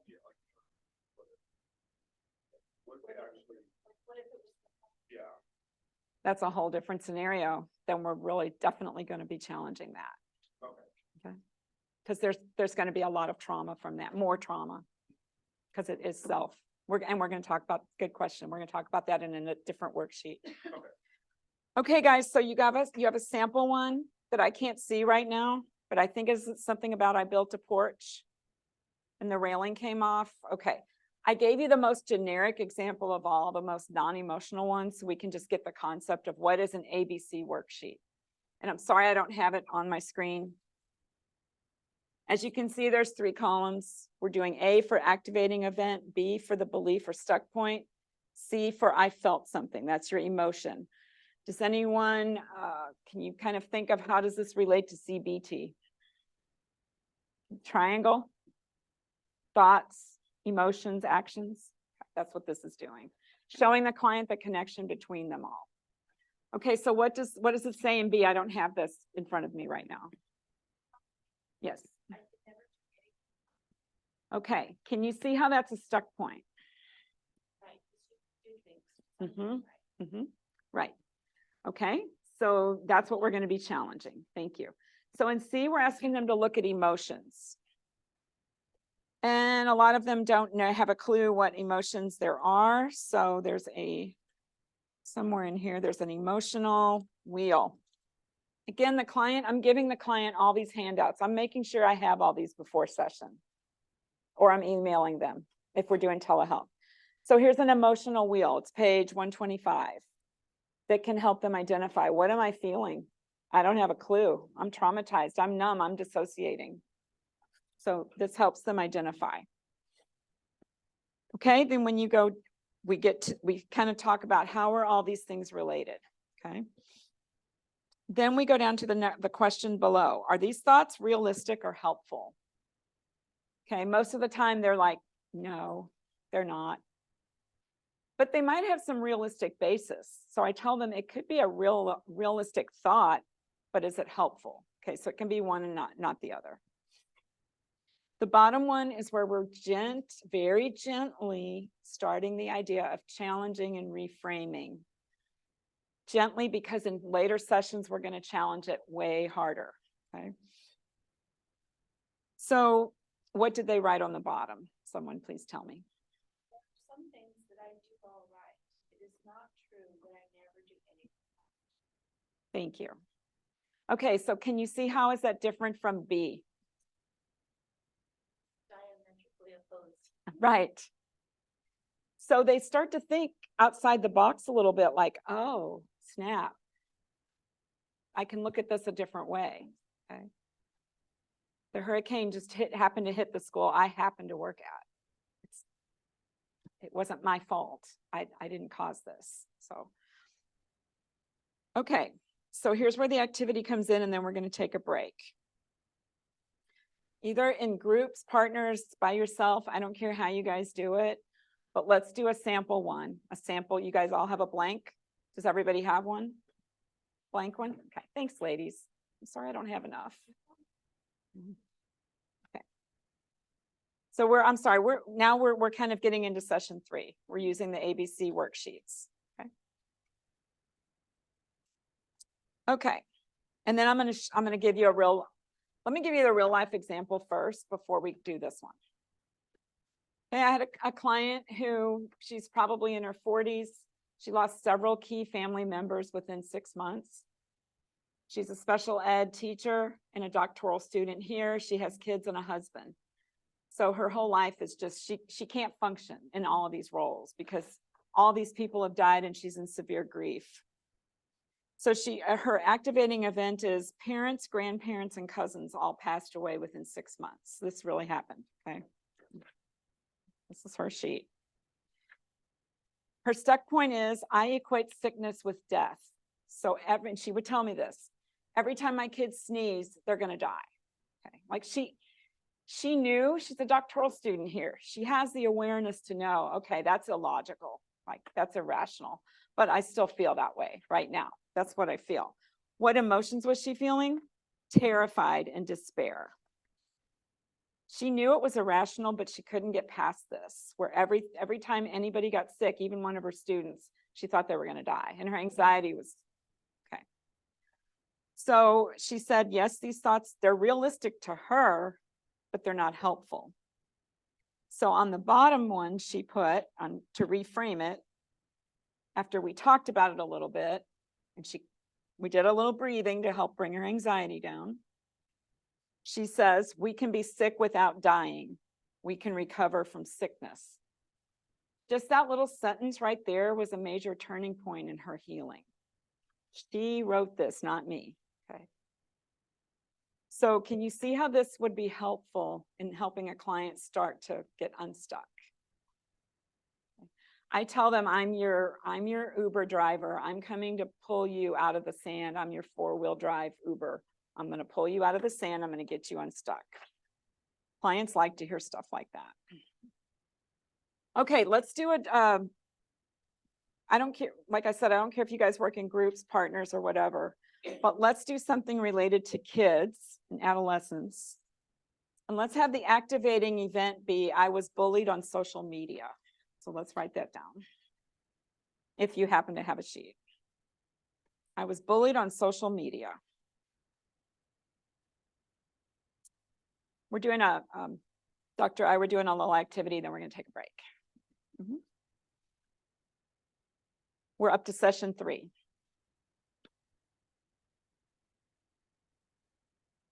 Okay, I'm going to let you guys decide what is their stuck point.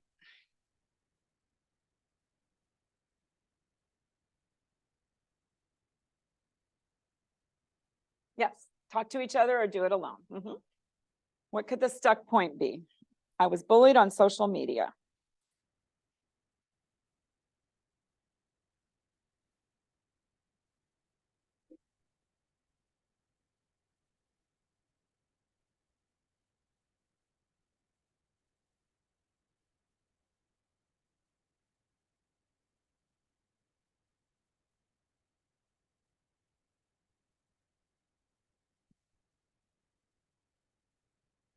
Okay, then if you want to look on page 125, what are some emotions that might come up?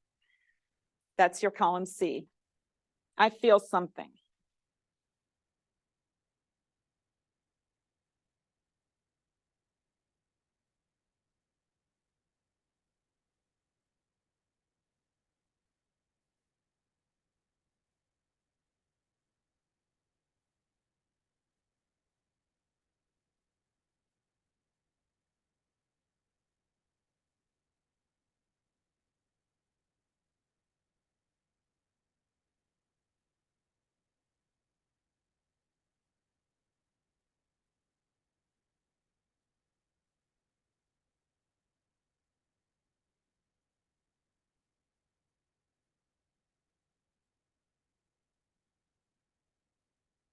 Okay, and then let's look at, are my thoughts real in column B, realistic or helpful? Remember, they can be one or both or neither.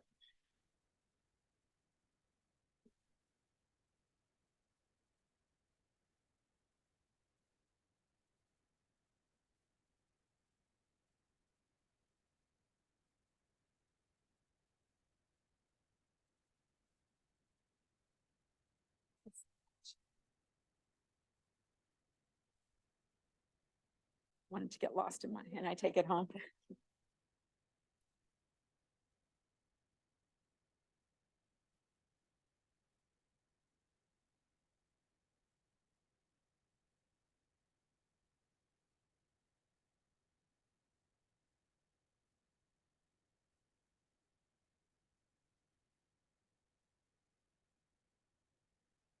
Okay, and then the bottom question, what can I tell myself on such occasions in the future? I'm gonna let you guys have free reign here. What is a way to reframe what's in B?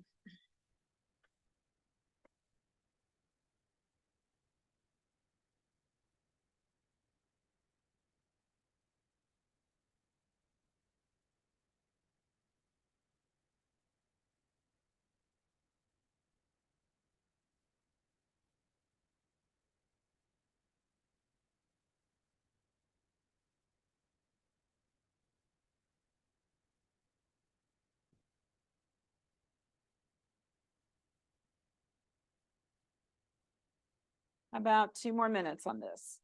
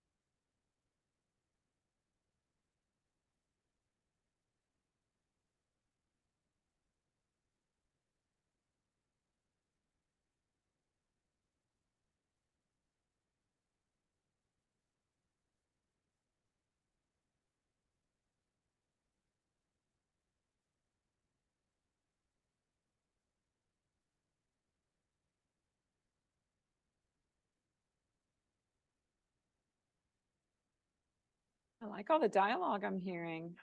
Who needs more time?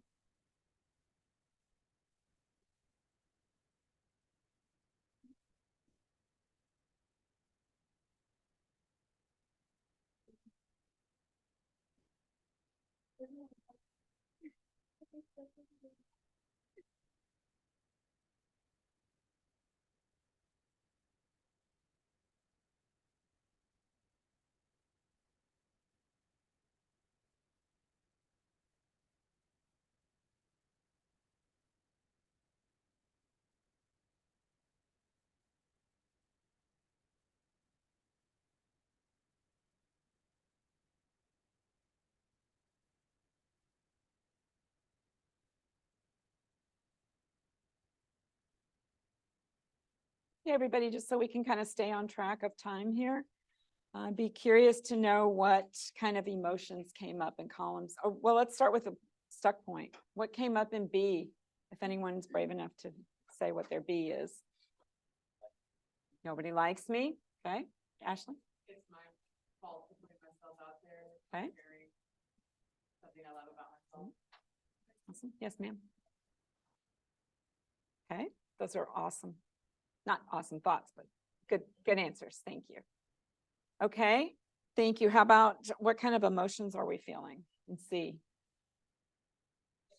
Mhm. Did that, oh, I'm sorry, sadness, yeah. Did that emotional page help you guys? Do you think it would help your clients identify? A lot of them are so numb at this point, they don't know what they're feeling. So that they really like that handout. Okay, are your stuck points realistic? Who thinks yes? Okay, yep, they're real to you. Are they helpful? Is B helpful in your day-to-day functioning? No, okay. Now this may not be their trauma, but it might be. Okay, we're just doing an activity here. Okay, so who would like to volunteer? What did they write on the bottom? What can I tell myself on such occasions in the future? I'm really interested in what y'all have to say here. Yes, ma'am. Well, for the stuff we had, I'm always target. Oh, For the bottom part, I'm always target. that's wonderful. That's a perfect reframe. Thank you. Do you see how that's helpful? Do you all see that? How it can kind of open up the mind, the thinking? Okay, any others? Thank you. No? Oh, I'm so sorry. And I was just thinking, like, if they said that they were, their set point was, it's my fault, I was thinking like maybe they shared a singing video, for example, they were being bullied, then to reframe that, they could reframe it as, it's not my fault, I shared something I love about myself, and there may be people who don't enjoy that, but there are lots of people who do, who support me in my goals.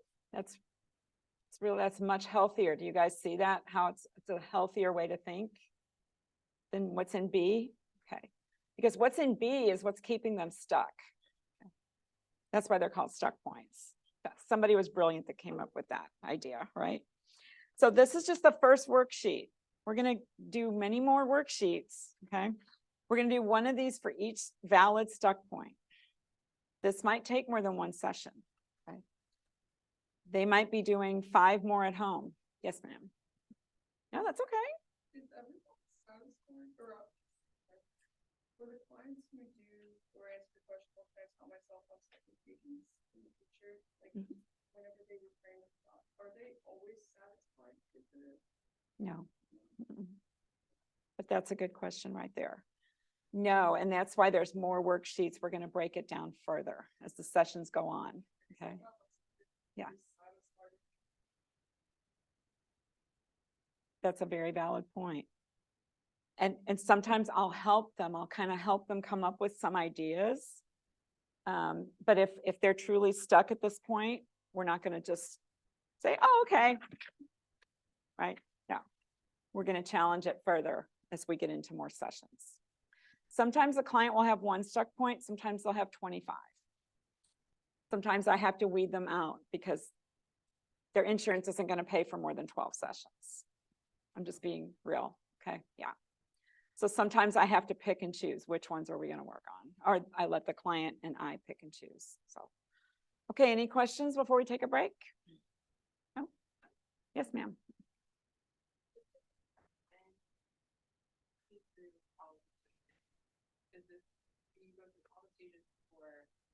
Just one stuck point, or you're using, you have multiple stuck points for throughout the entire 6 to 12. We're using all the stuck points in a succession of worksheets. So we're going through all the ABC sheets before we go on to the next worksheet. All the stuck points. Good question. Okay, how about 10 minutes? Is that enough? Okay. Okay.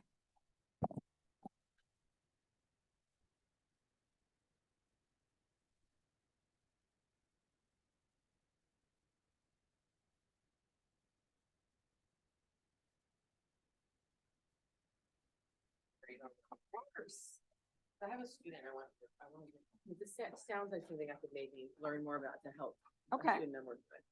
So I'm a 1st grader. And he cries. He's super sweet, right? He's very, very good kid. But he cries and cries and cries. But like, I'm not going to the cafeteria to eat lunch. Mom, Recording, so let's go. oh, okay.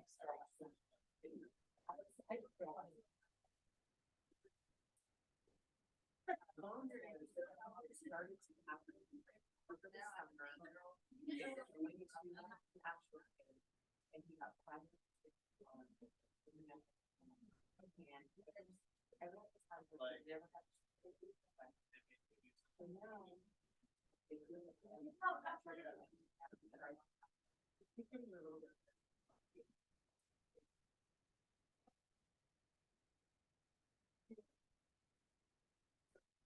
it's very different for a 6-year-old. I would say the obstacle, they have to go by my office. So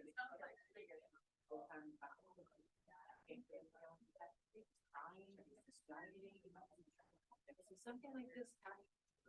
That's why I was confused. I feel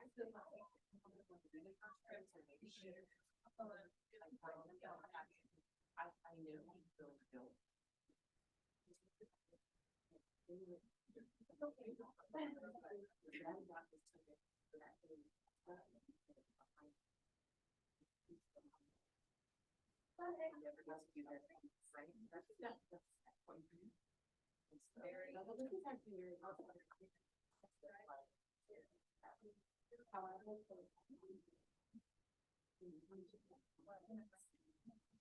Yeah, I have a lot of stuff. I have a lot of CPT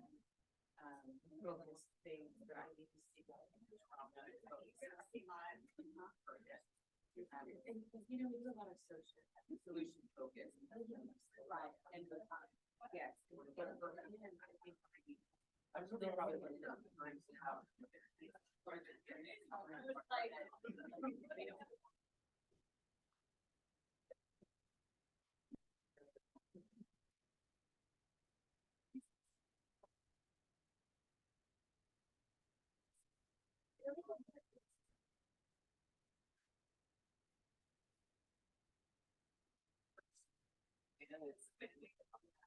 And I do have done some things with him that are more artistic and more drawing. And has led to some conversations I've had with him. You find that about like, you know, to go back. I have the way we do a lot of playing, right?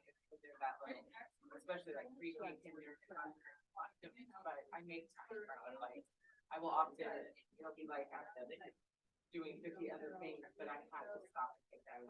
Sometimes it's 20 minutes and that's it. I gotta go on. I'm leaving or she's gonna be talking about it. But playing with David was playing in the house, like that habit. Got this in the car. We're gonna have a while. We can't. Have that better, like, house.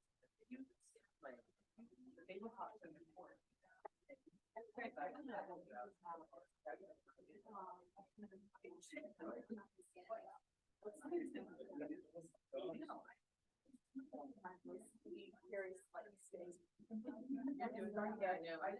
I just wanted your thoughts, like, in case it's something that you feel, if there is a piece for the younger. Yeah. Angie's gonna have dinner with us tonight. I hope you guys have fun. Yeah, I think we're gonna go to Snoopy's. I just need to sit by the water, take in the and relax. Yeah. No, I just don't get to see it anymore.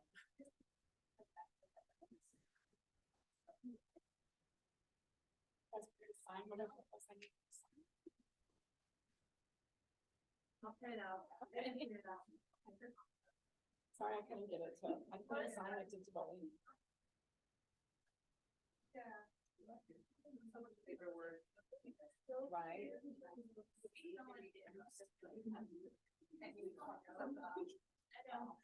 I'm not in a hurry for the party. It's okay.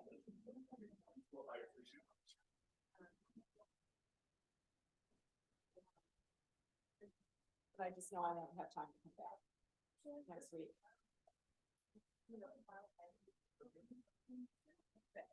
Yeah, that way.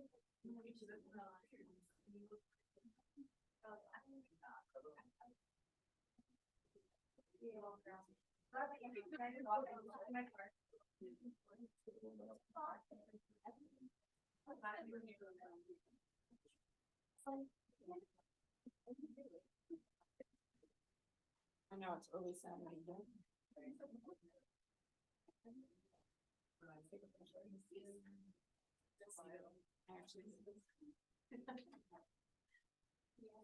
Yeah.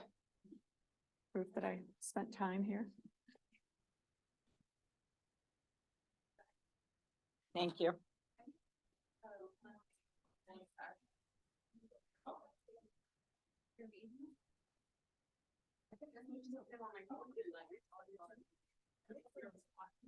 Thanks for all the email answering. I'm sorry I had so many questions. Glad it all worked out.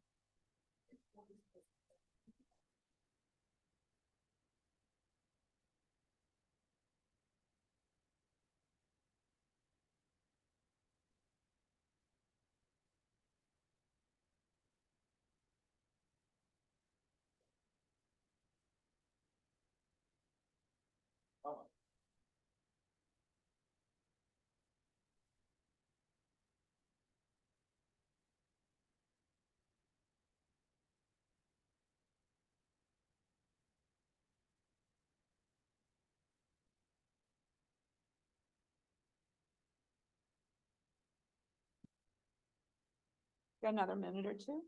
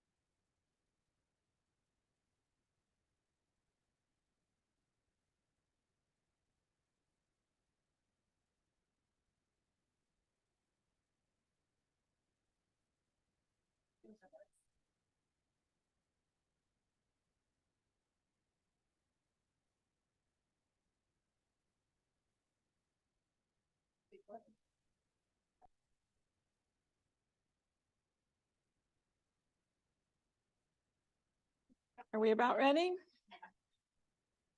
Go on? Okay.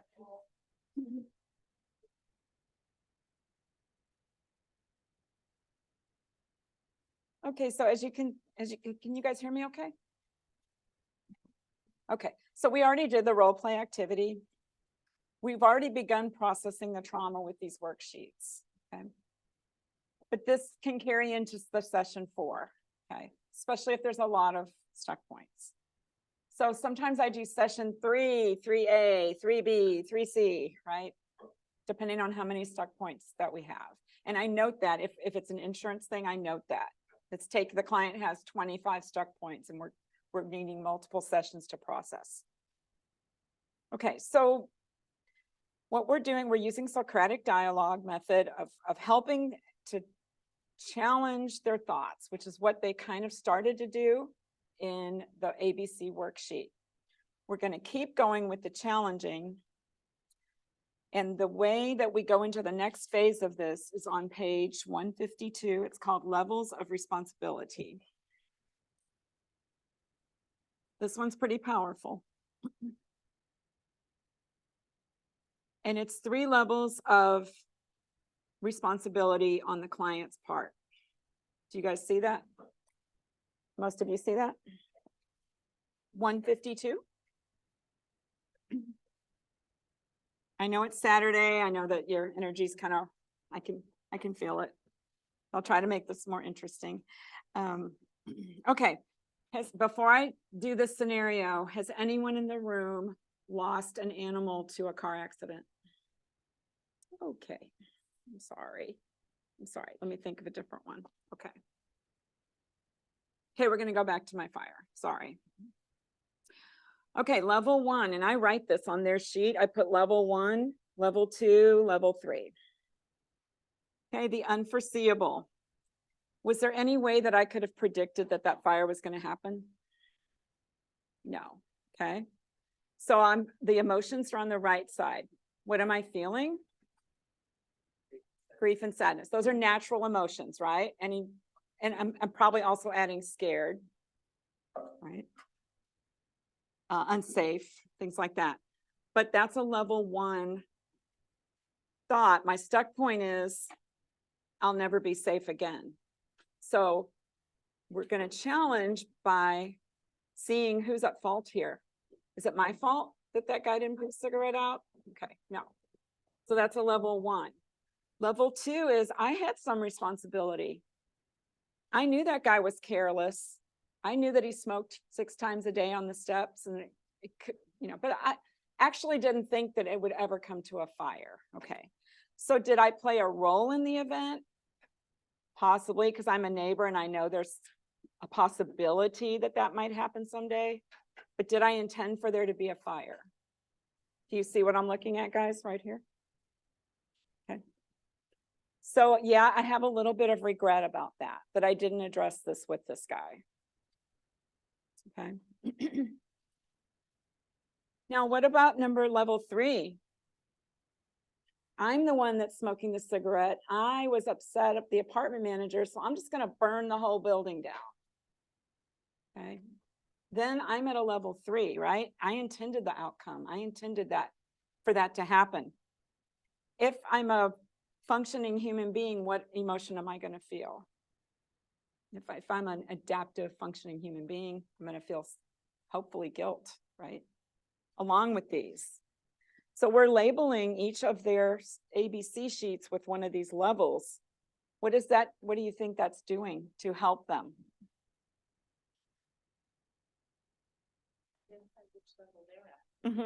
Right. Identify which level they're at.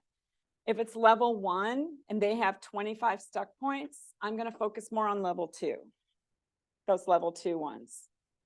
If they have a level 3 one, which I have never had a client have a level 3 in the 3 years I've been doing this, but if I do have a level 3 that I think is legitimately a level 3, I'm going to target that one first. Okay, I'm going to go in that order. Most of them are 1s, maybe half of them are 2s. In your fire scenario, you were the cigarette smoker, Mhm. and it really was your fault, but you didn't intend for it to happen, but you do have guilt. Is that still a level 3 if you didn't even intend it? It's mostly a level 2. But the guilt is a manufactured emotion because I didn't intend for that to happen. If I intended for it to happen, I'm hoping at some point I feel guilty. Otherwise, I need further help. Right? Others, or that, let's say an arsonist intentionally Mhm. sets the place on fire because he's mad at the landlord. Do they feel guilt? I don't think they will. I think It they just depends on other things going on with them. Are they schizophrenic? Yeah. Asking there. Right. Mhm. They may not be aware. This may unclose or disclose more things going on than just trauma. Okay, so after we do that, we go to the next worksheet, which is session 5, challenging questions worksheet. This is on page 153.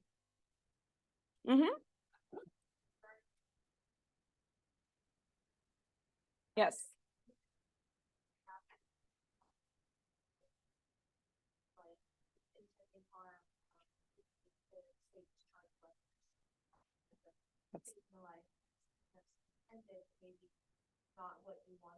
Mhm.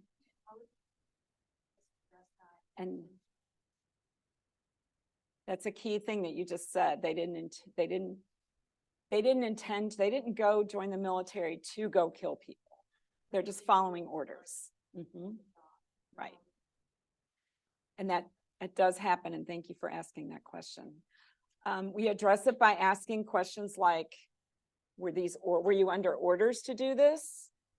Yes, I was following my lead command. I had to do this in order to. A lot of times it's in order to protect. Were you protecting someone, yourself, or other people? Okay. Was it self-defense? Try to get more. That's where the Socratic dialogue comes in. Get more information. Ask questions to get more, go deeper. But that's a really good question.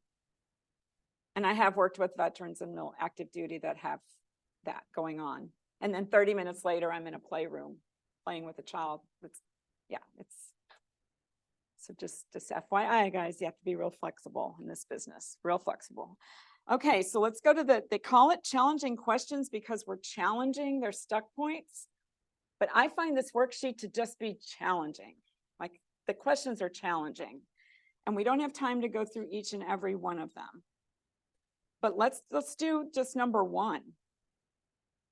We're breaking down the ABC worksheet even further here. Okay. Just making sure I'm on the right. Okay. So we're in between like session 4 and 5 here. Okay. They're writing their belief, their stuck point here from their column B. Then you're going to ask them to pretend they're in a courtroom. Number 1, what's the evidence for your stuck point? Let's prove it. Let's prove that your stuck point is right or wrong. Evidence for, against, okay? So let's go back to the social media bullying, okay? What's the evidence for them feeling that way? Well, probably they were bullied on social media, right? There's evidence that they were bullied. But what if their stuck point is, what did some of you say? Like, it's all my fault. I must be a bad person. Yeah, everyone hates me. Okay, so is there any evidence against that? Does someone love you? Does someone help? Does everyone in your whole life hate you? So that's the against. Okay, and with these challenging questions, there's also samples. There's a few samples in here, and I highly suggest that you read the samples before you even try one of these worksheets with a client. There's 1, 2. Yeah, there's 2 examples, and then there's a guide for how to help the client answer these questions. You want to be helping them, but not answering them. A lot of times they're like, I don't know. And then they'll just wait for you to write it down. No, we're going to help and guide them, but we're not going to write it down or give them the answers because they are the ones that need to be recovering. But let's look just for a minute at, Let's look at 157 for a moment. Their stuck point is, it's my fault that my brother was killed in the car accident because I should have done things differently. Okay. So why don't you just take a moment and look at some of the answers for those. Let's look at the questions and look at some of the answers. And I'm going to pick one that I think we should focus on. Yes, ma'am. Let's look at number 6. In what ways is your stuck point focused on just one piece of the story? I was focused on the fact that my brother refused to put on his seatbelt, and I didn't really listen when the officer said that with that kind of side crash, it wouldn't have made a difference. I was also focused on the fact that we were talking and laughing, but I overlooked the fact that I did look both ways. So you're kind of helping the client paint the whole picture. What actually happened? What isn't said in your belief? Okay, does that make sense? Okay. Number 7, where did the stuck next page? Where did the stuck point come from? It came from me, but when it first happened, my parents' first reaction was that it was my fault and that I shouldn't have started the car until he put his seatbelt on. Later, they were more supportive, but I think they were so upset at the time that they took it out on me. Okay, so can you guys see how this is kind of taking the ABC worksheet a little further and doing more? Now we're not really gently challenging anymore. We're getting into it, okay? Sometimes one stuck point could take your whole session. So that's why you have to kind of be choosy on how much time do we have, how many sessions can we have, how many stuck points can we work on, unfortunately.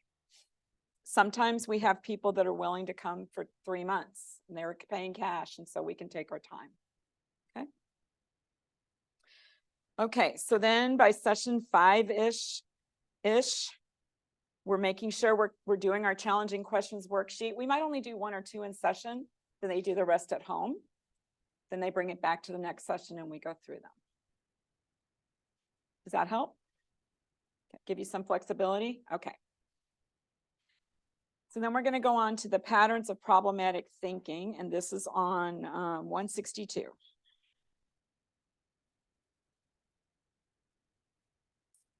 These are cognitive distortions. What I do with this worksheet is I ask them to look, get their ABC sheets back out. They've got sheets all over the place. I've got this or my binder, like we're all working together. Okay, your stuck point. What is your stuck point? Well, let's see. What was it? Somebody give me an example from the social media. Everybody hates me. Okay, thank you. What do you think that falls under? Is it maybe number 2? Okay. Number 5. Okay. These are cognitive distortions. Again, there's samples here that you can read. I would suggest you read these before you ever give one of these to a client. Okay, good answers, guys. Okay, then we see, oh, there's 6 things under number 1, 0, like we do like a little number, like, okay, there's 6, 0, 3, there's 4 stuck points under this one, there's none, 1, 1. So then we look at what are our 2 predominant patterns of problematic thinking, or in psychology terms, cognitive distortions. What are their patterns of erroneous thinking and faulty thinking that are keeping them stuck? And this is a real good graphic display that shows them, uh-oh, yeah, and they'll go, I do that all the time with everything. Oh, okay. Well, what can we learn from this? Oh, well, I need to stop doing that.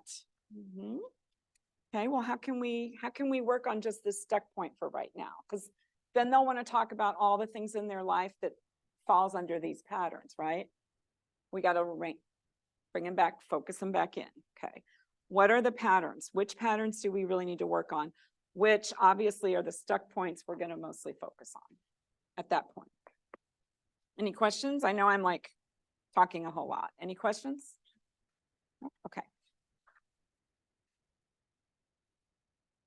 Okay, so let's get to the granddaddy worksheet. This is a challenging beliefs worksheet, which is 6-ish, session 6-ish. This is the most important worksheet, I think, of all, and it's on page 175.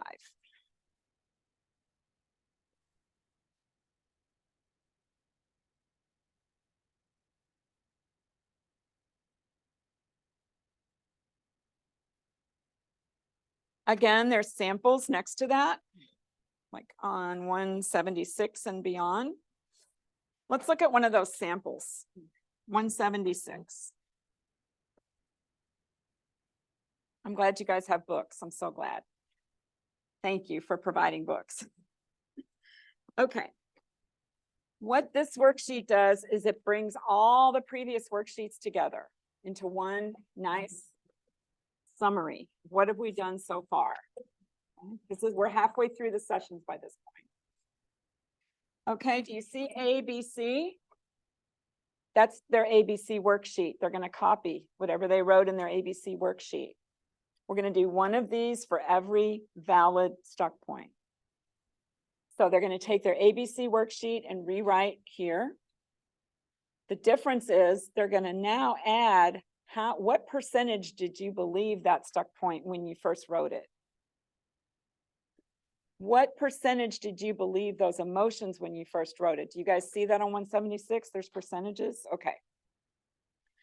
Then they're going to take their challenging questions worksheet right here and briefly wrote what they wrote for their answers. It's a lot of writing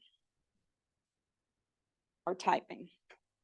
They're going to take their patterns of problematic thinking and put which ones were that, what were their top patterns, or what pattern did this particular, I'm sorry, rewind. What pattern did this stuck point fall under? It can be more than one. It could be all. It could be none. Well, it will be at least one. Okay, so let's look at this for a moment. A, I have to ride on an airplane. Stuck point, air travel is dangerous. They believe that 75%, that air traffic is dangerous. C, they're feeling afraid, helpless, anxious. Can anybody relate? Okay. So they write down their summary here and their summary here. Here's the most powerful column of all. What is your alternative thought now?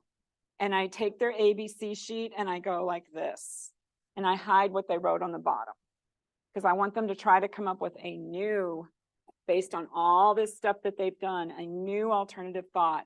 If they can't think of a new one, we go back, I uncover the ABC worksheet, and then they can use that one. But maybe they've upped it a little bit or made it a little more powerful, reframed it a little better. Okay, so they wrote, the chances are very small that I will be killed or hurt while flying. That's their new alternative thought. How much do they believe that now? That's a new, healthier way of looking at it, right? And then they wrote, even if the plane blew up, I could not do anything about it. Kind of morbid. Okay. Now, G, we're going to re-rate the old stuck point.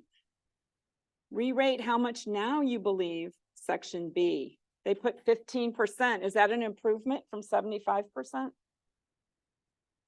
Yep. What emotions are they feeling? I'm sorry. Rate the emotions that they're feeling now. Are these reductions in percentages? Okay. Can you see how it tied all those worksheets together? I know I'm going really fast here. Okay. I have them take a highlighter, even if they're sitting at home on telehealth. Highlight this right here. I want you to read this every day, once a day. What we're doing is we're rewiring neural pathways so that they can believe this new alternative thought instead of their old stuck point. Okay, we're replacing the old stuck point with the new thought. Does that make sense? But how does it rewire? Does it rewire if we look at this once, close the book, and never look at it again? No. I still have my folder from my therapy. I still look at it. That was 2017. I still look at it like once a month. Okay. At this point, their symptoms should start really going down. If not, We're gonna keep going over some of these till we get better results, till they feel better. Okay. If they're okay and they're ready to move on, we're gonna go to the last 5 sessions, which are modules, they're themes. Okay, the first one being safety, we're gonna introduce safety, which is phase 5, the trauma, themes, and recovery. It's actually sessions 8 to 12 or 7 to 11, something like that.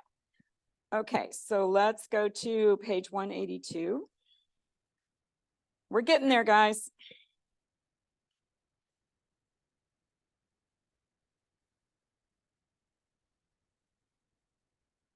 Thanks for your attention. Okay, we're gonna go back to. So I think I'm already logged in.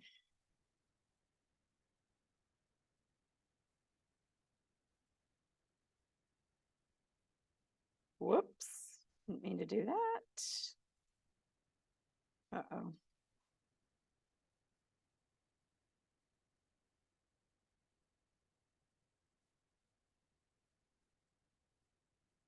Okay. I might need your help, Jenny. Dr. I, sorry. I don't want to show everything that you've got on there. Back to the PowerPoint. Mine. Okay. Thank you. And did you want to get to the website? Yeah, Okay. because I thought I was already still logged in, but I'm not finding it. Copy it and open it here. Okay. Thank you. Sorry, guys, I don't do this for a living, so It might thank take you. a little Yeah, while. thank you. Anymore, I was a teacher, but and we didn't do the presentations like this, so. Yeah.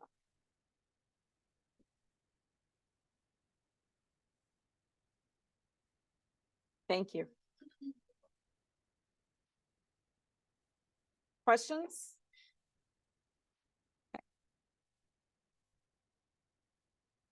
Okay, since we're talking about safety, this is the first one. I might, if they have no concept of safety, I might talk to them about, I might show them this video.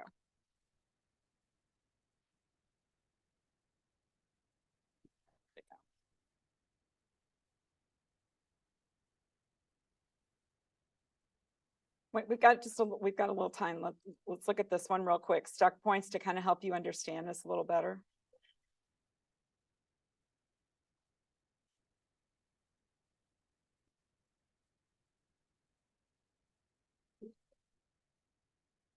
They're stuck points.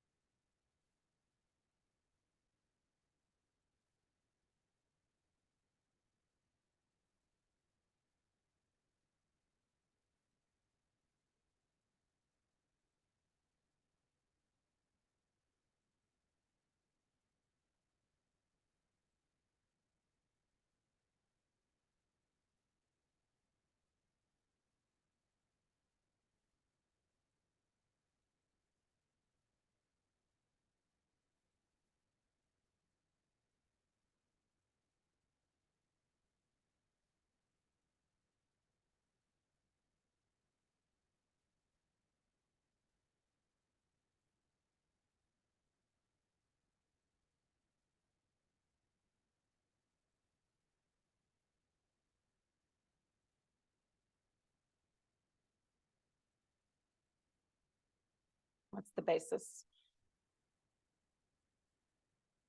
Okay, sorry, that was a little diversion. Okay, let's go back to safety.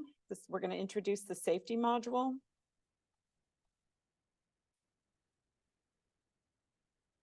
So they might need to know, what does that mean? I'll just show a little bit of this.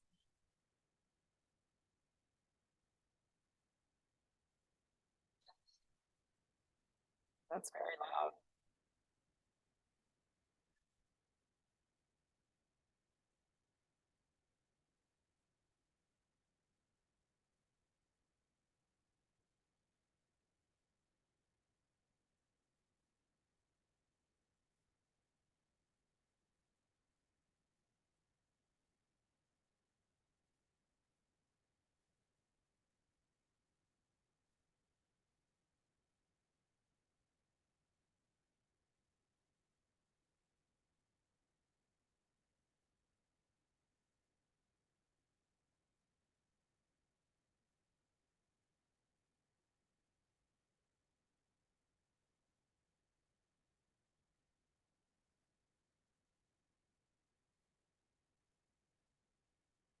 And this is a way to modify it for adolescents. They like to do YouTube or Google research. So how likely is it that this is going to happen to you again?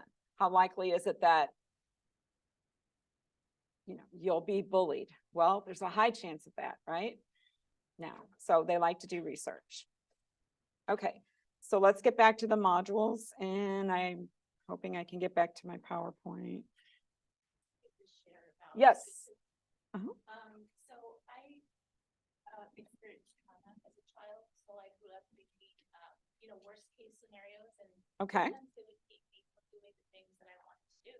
right. So what I would intentionally do is think of all the worst case scenarios, and I would, I guess there must be a actual plausible name for this, but what I would do is I would say to myself, okay, if you thought it, then it's 95% likely that it's not going to happen, because in my experience, the Oh, things that I was thinking were not coming to pass. So I would intentionally think of all these things, and then I would say, okay, statistically, you thought about it, so it's not really going to happen.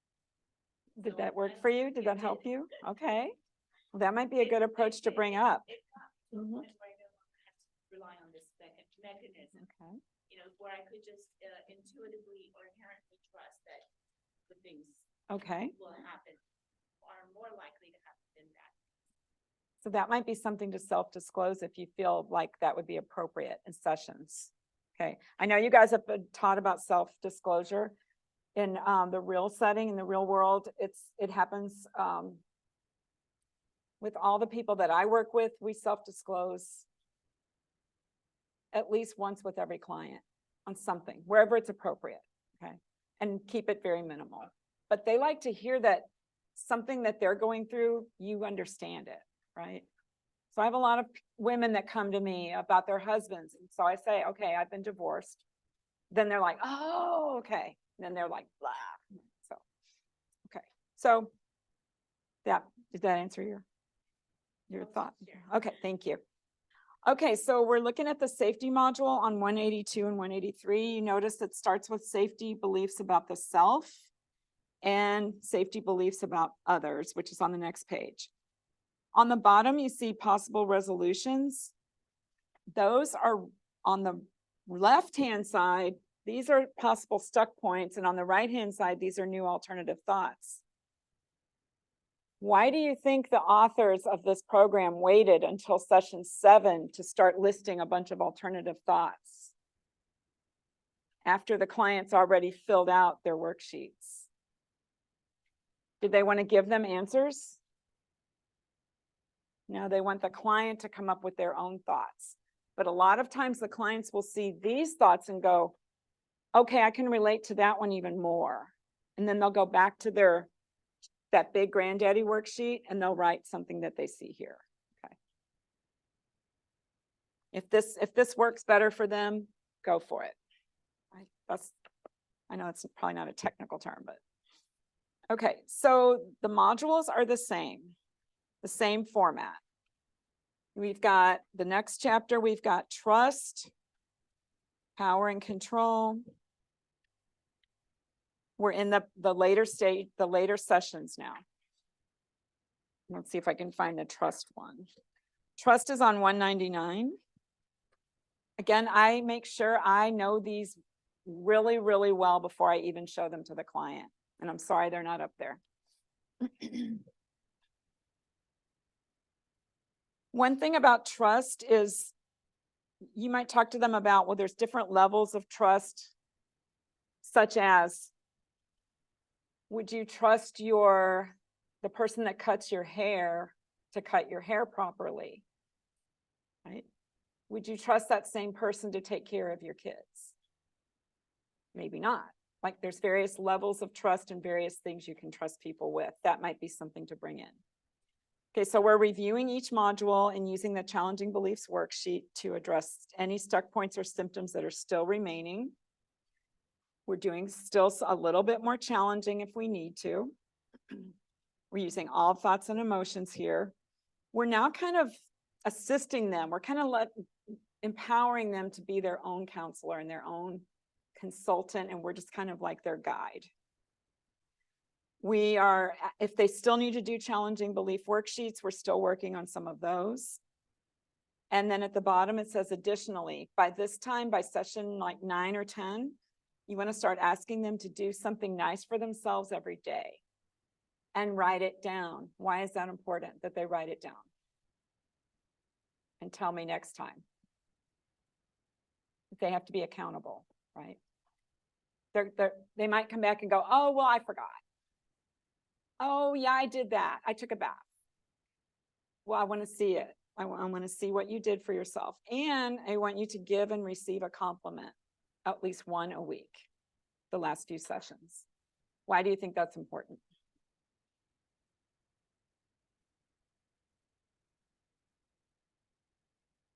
Could very much be a social self-confidence, self-esteem thing. And then I model it by giving them a compliment. Okay. And I pick something very benign, like, oh, that's a really cool shirt. Okay. Something like that. Oh, your nails look really good. Just anything. And then I ask them to give me a compliment so that they can practice that. Okay, we're modeling for them. Maybe they've never received compliments or given compliments. Maybe they're 15 years old and they have no idea what I'm talking about. So I'm modeling it for them. Okay, now we're to the end. We're at session 12. We're processing anything remaining. This is a super important finale. They're going to rewrite their impact statement, not looking at the old one. A lot of times we do this in session. Then we're going to compare them. We're going to see what have they grown? Have they processed their stuck points? Do they now see the world a little bit differently? Do they now believe in themselves? Do they now know exactly why it happened? Do they now know that they're not to blame? Hope if they're not to blame. Okay. We're going to review, how did therapy go for them? What kind of awareness did they get out of this? We're going to identify future goals. A lot of times they'll continue to work in therapy. Maybe their anxiety and depression have gone down, their trauma symptoms have gone down, but there's other stuff they want to work on. Okay. So we'll talk about that. Or they might say, okay, I want to start all over again, but now this time I'm going to talk about physical violence against me. I'm going to start all over at the beginning. Okay, that's what we'll do.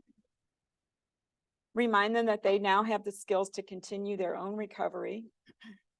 And in my office, we celebrate their success. I have a certificate that I made out and I put their name on it. I sign it, what the date is. I get a little frame. I give it to them and they really, like they go, my friend told me that you were going to do this. That's why I'm here. You know, that's what I was looking forward to.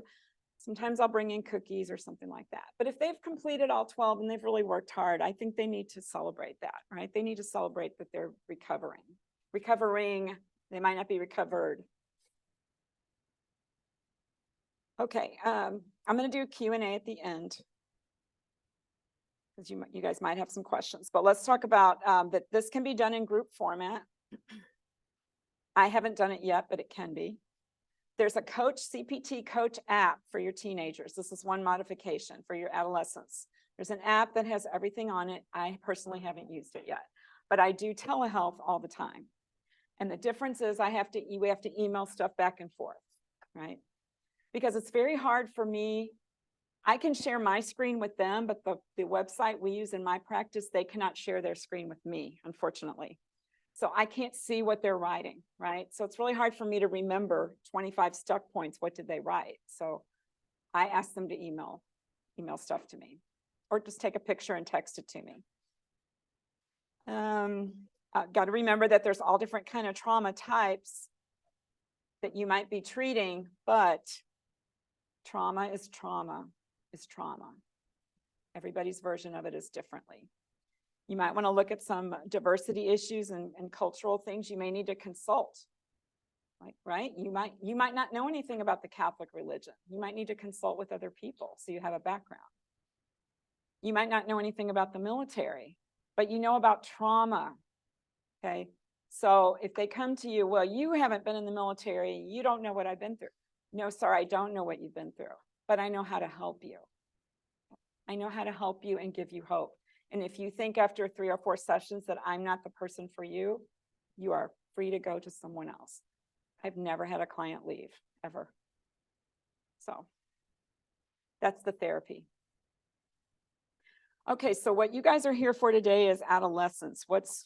And I don't have a lot of experience in that, but I do, thankfully, Strong Star people have a guide here for you guys. And let me make sure I keep one. This is the last handout. Just making sure I have one. Thank you. This is adapting for adolescents, but I will say in your book, there's modified worksheets. And they start on 278. There's modified worksheets for your adolescents or people that you think may need a little more support.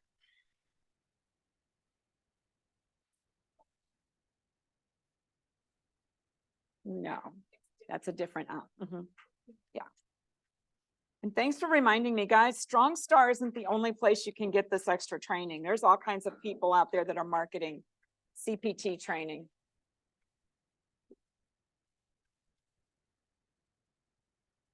But Strong Star offers monthly CEUs and webinars. So I get a lot of CEUs that way too. And I had to pay, it was like $300 to take the training, but that's pretty average. That's a pretty average price. Okay, so let's look at this for a few minutes. These are ways to adapt, and I kind of picked one from each set to talk about. The challenging beliefs one. Okay, what if they're 12 and they don't have a lot of experience in life? They don't have a worldview yet. They don't have a global belief system yet. Well, ask them to do a best friend role play. What would you tell your friend in this situation? What might you tell a friend about your stuck point? Or they have a stuck point. What might you tell them? What might you guys talk about? Or they can look up statistics because they love to do some research. Okay. How are they going to buy into something like this? Well, the second from the bottom, make the workbook their own. Decorate it, bedazzle it, put quotes on it. When I have teenagers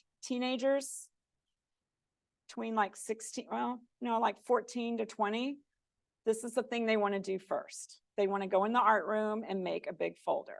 And then they get real excited about it, right? Or they want to make a poster, or they want to draw pictures about it, right? This kind of helps them kind of get ready for it, get ready for the therapy. And I want to make sure that they try 2 to 4 sessions before they say no. And I'm going to gauge it as well. Is this too much for them? Do I need to go to trauma-focused CBT? Because that, I don't know if you guys are familiar, who's familiar with that? Okay. So isn't it more like art-focused and drawing things? Have you noticed that? Okay, can be, right. So that's more adapted to kids and teenagers. Okay. Let's see. practice, it's real important that you explain the difference between these practice worksheets and their homework. Make sure you tell them, I'm not your teacher. I'm not grading this, right? It's not for a grade, it's to help you get better. Involving their caregivers. Let's talk about parents and caregivers a moment. Parents and caregivers don't have to be involved, unlike TF, trauma-focused CBT. But usually they want to be involved. So we have to make it clear that the child is the patient, not the family. If they need family therapy, we're going to refer to a different counselor in the practice. Because I'm not going to see the family and the client at the same time. Or the mother and the client at the same time. Because then they're both just going to be talking about each other. Okay, so we have some do's and don'ts. So before I would even start CPT with an adolescent, I would have to do it like we talked about in the panel. We're going to do a family session. We're going to, if they're bringing the child in for trauma, they already think there's some trauma going on. We're going to do a family session or a private parent session without the client. So that we can talk about what's going on. More importantly, so I can talk to them about CPT and see if they think that's okay for their child. Because the confidentiality, you know, the rules of confidentiality, right? But they're doing all these worksheets at home. What if mom and dad want to read them? What if they want to edit them? What if they don't like it? So there's some issues there, potentially, right? Any questions about this handout? Hopefully this helps you guys. I like what you said, Ashley, about the artwork. I mean, yes, and who was it that said, I think it was you that said about the artwork, doing the artwork? Did anybody else have any other ideas about how, since you guys work with teenagers?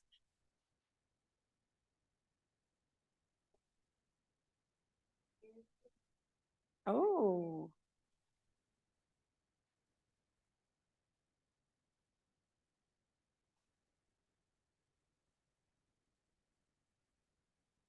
Oh, that's really good. That's really good because your narrative, that's kind of where CPTA is when they're writing the account of what happened. That's kind of like that, but I like your idea a lot because you can take it, it can be much more creative.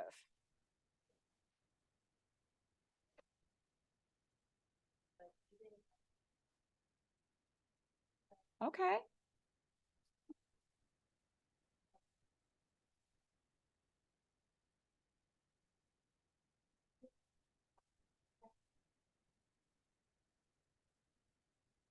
Thank you. I'm writing down these things. Thank you. Thank you very much. Anybody else have any ideas to add to this working with adolescents?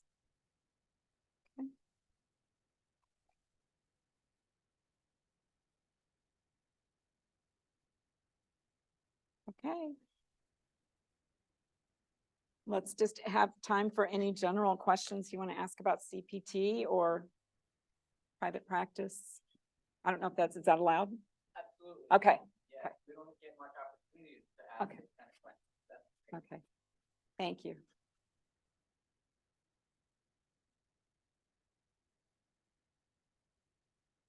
Yes, Jace.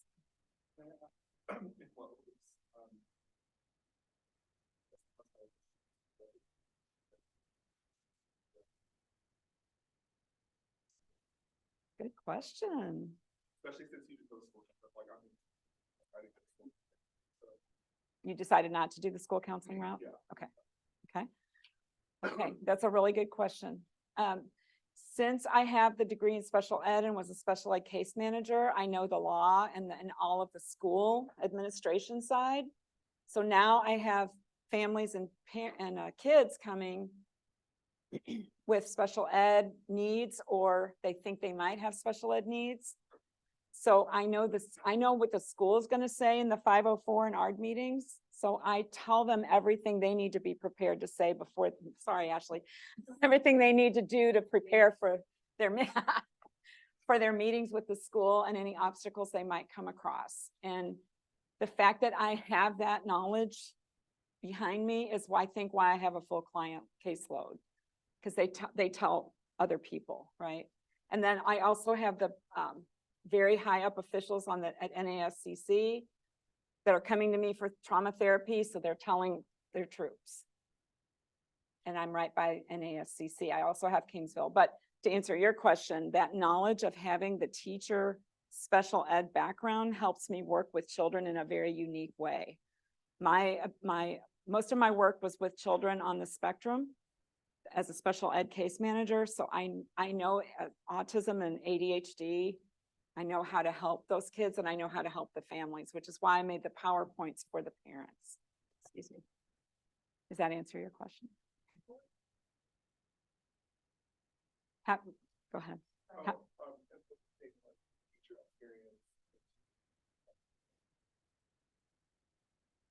And it, okay, good. Oh, good. Awesome.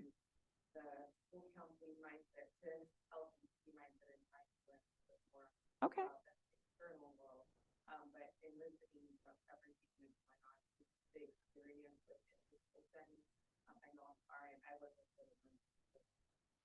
Okay.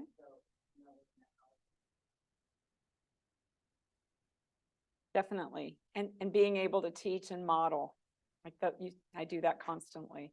And parents really like that because I can adapt it to whatever level they need. And they know that I'm only telling them what I need to tell them. I'm not going into DSM-5, like it's unless I have to. Okay. I'm not taking it to that level. So. And it really helps me when I'm on the floor with little children, like I know how to talk with them. And I'm a great grandmother, so I have lots of little kids in my house all the time. So that helps too. Anything else? Yes.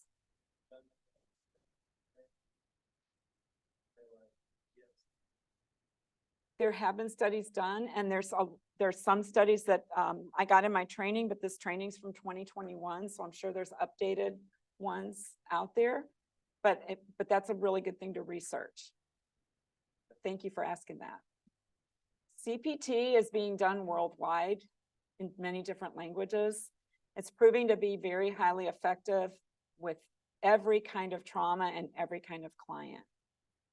So if I have a military person come to me and say, well, I want to do MDR. Okay, well, I'm not trained in EMDR. Does anybody know what that is? Or do y'all know what that? Okay. So I disclose that right away. Or it's their child and I say, okay, I don't believe CPT is right for your child. We're going to go to trauma-focused CBT. And I explain what the differences are. Okay. You guys have been really attentive and I really thank you for listening and paying attention. And there's for your exit ticket, which I'm going to give to your professor. What session do you think will be the most challenging? And what would you like to learn more about? So sorry that just asked me that question. That might be something you write on your card. And then I put my email up there. Again, I don't answer anything between 11 and 6. So please be patient because I have limited time to answer emails and talk to people. But I'll be glad to do so because I really like paying it forward. I was sitting in your shoes for many years. So good luck to everybody here. I hope you find the job of your dreams. It's very rewarding, guys. It's very, teachers work, I think, the most hours, and school counselors. I work less hours than I did as a teacher, but it's way more rewarding the way I do therapy. And I'm sure I'm in the right position. So you'll know it when it's happening, right? You'll know. So thank you. Do you guys have anything to add? No? Okay. Thank you.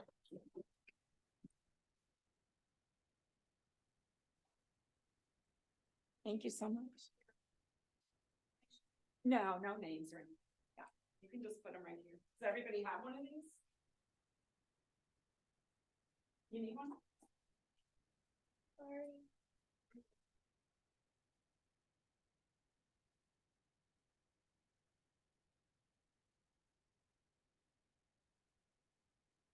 There's a current teacher and she goes, don't forget the exit ticket.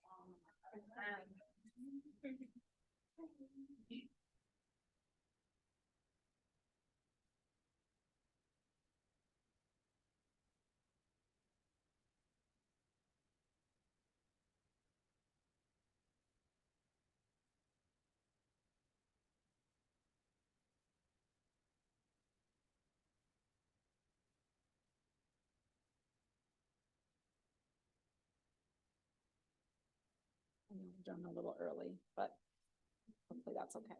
Yeah, great, no problem. We're gonna take a break when y'all are done filling out your exit ticket. You're welcome to take a 10-minute break. Then we're gonna come back and we're gonna, for the Tech-CHIP students, we're gonna talk about sand tray, but everyone else is welcome to stay too if you wanna learn more about sand tray. Thanks, you guys. For your exit ticket, I'm just kidding. Right. Sign this first one. That was it.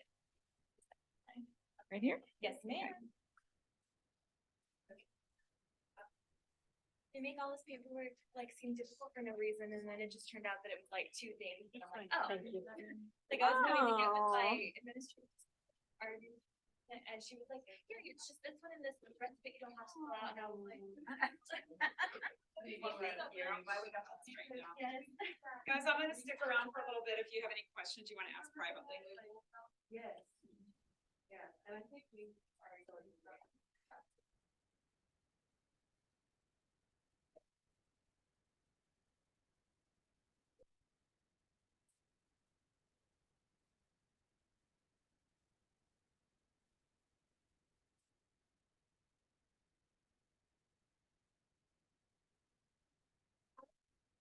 I can go to my office and get them. I think they got. Yeah.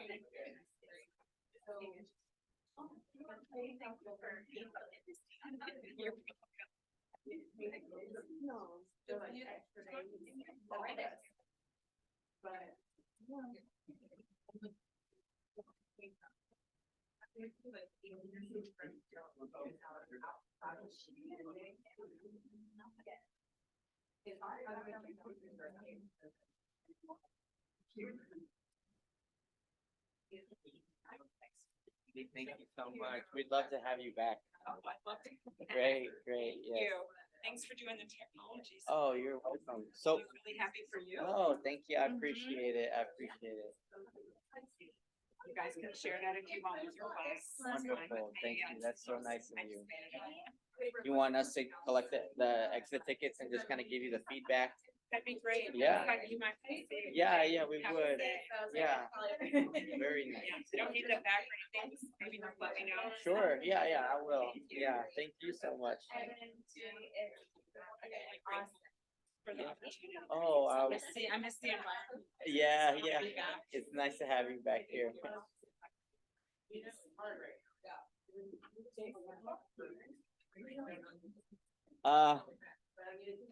You did it. Yeah, it's gonna be a battle with everyone. And then I went to Miss Rachel and she's like, this, and like, most of it didn't even. Uh-huh. Oh, no. Why did it make me so personal? Yeah. Okay, I'm gonna go ahead and kind of get us started. Go ahead and open your sand trays. And I'm sorry we don't have scissors, but I think it should be pretty easy to kind of open up the little baggies. And then you might have the most challenge opening up the sand. But when you open the sand, you'll put that in the bottom, in the blue bin.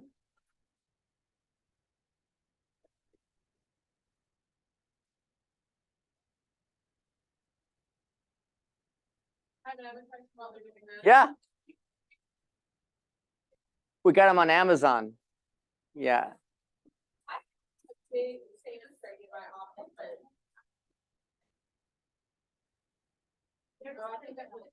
Yeah.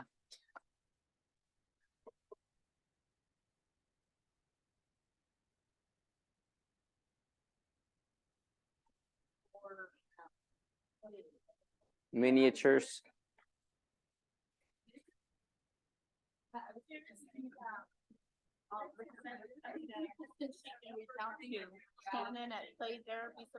Yeah. I don't know if she. Yeah. Yeah. Let me just let her know.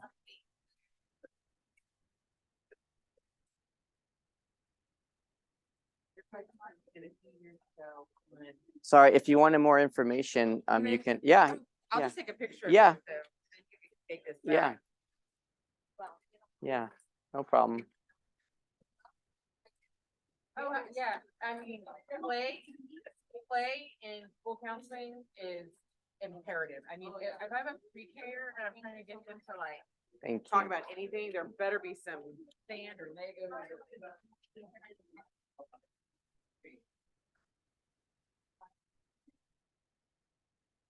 Thank you.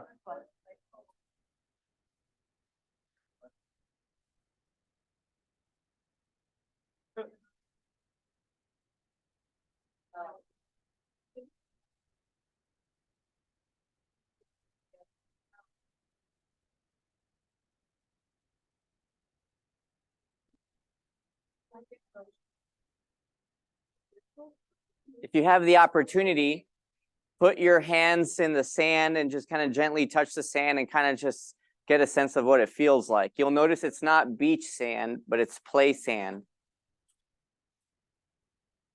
How does it feel? Is it real soothing and soft? Yeah. It brings a lot of good feelings right away for people.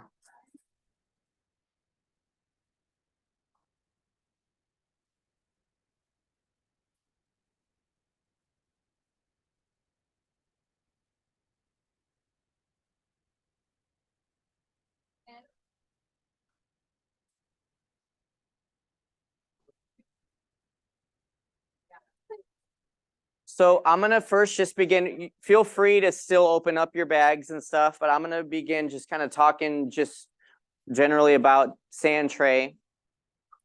So its origins are based off of Carl Jung, and he has a really cool quote. He says, often it's necessary to clarify vague content by giving it visible form. Often the hands know how to solve a riddle with which intellect has wrestled in. So you'll notice with a lot of clients in counseling, it's very hard for them sometimes to articulate or express their feelings because just they can't find the words, especially if they've experienced trauma. We were just talking about trauma. Trauma inhibits sometimes our ability to express ourselves verbally.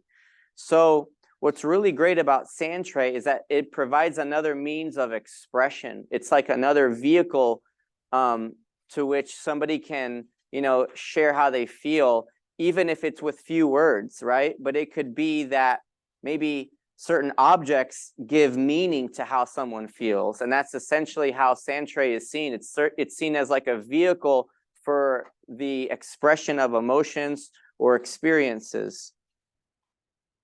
So there's different kinds of sand tray approaches.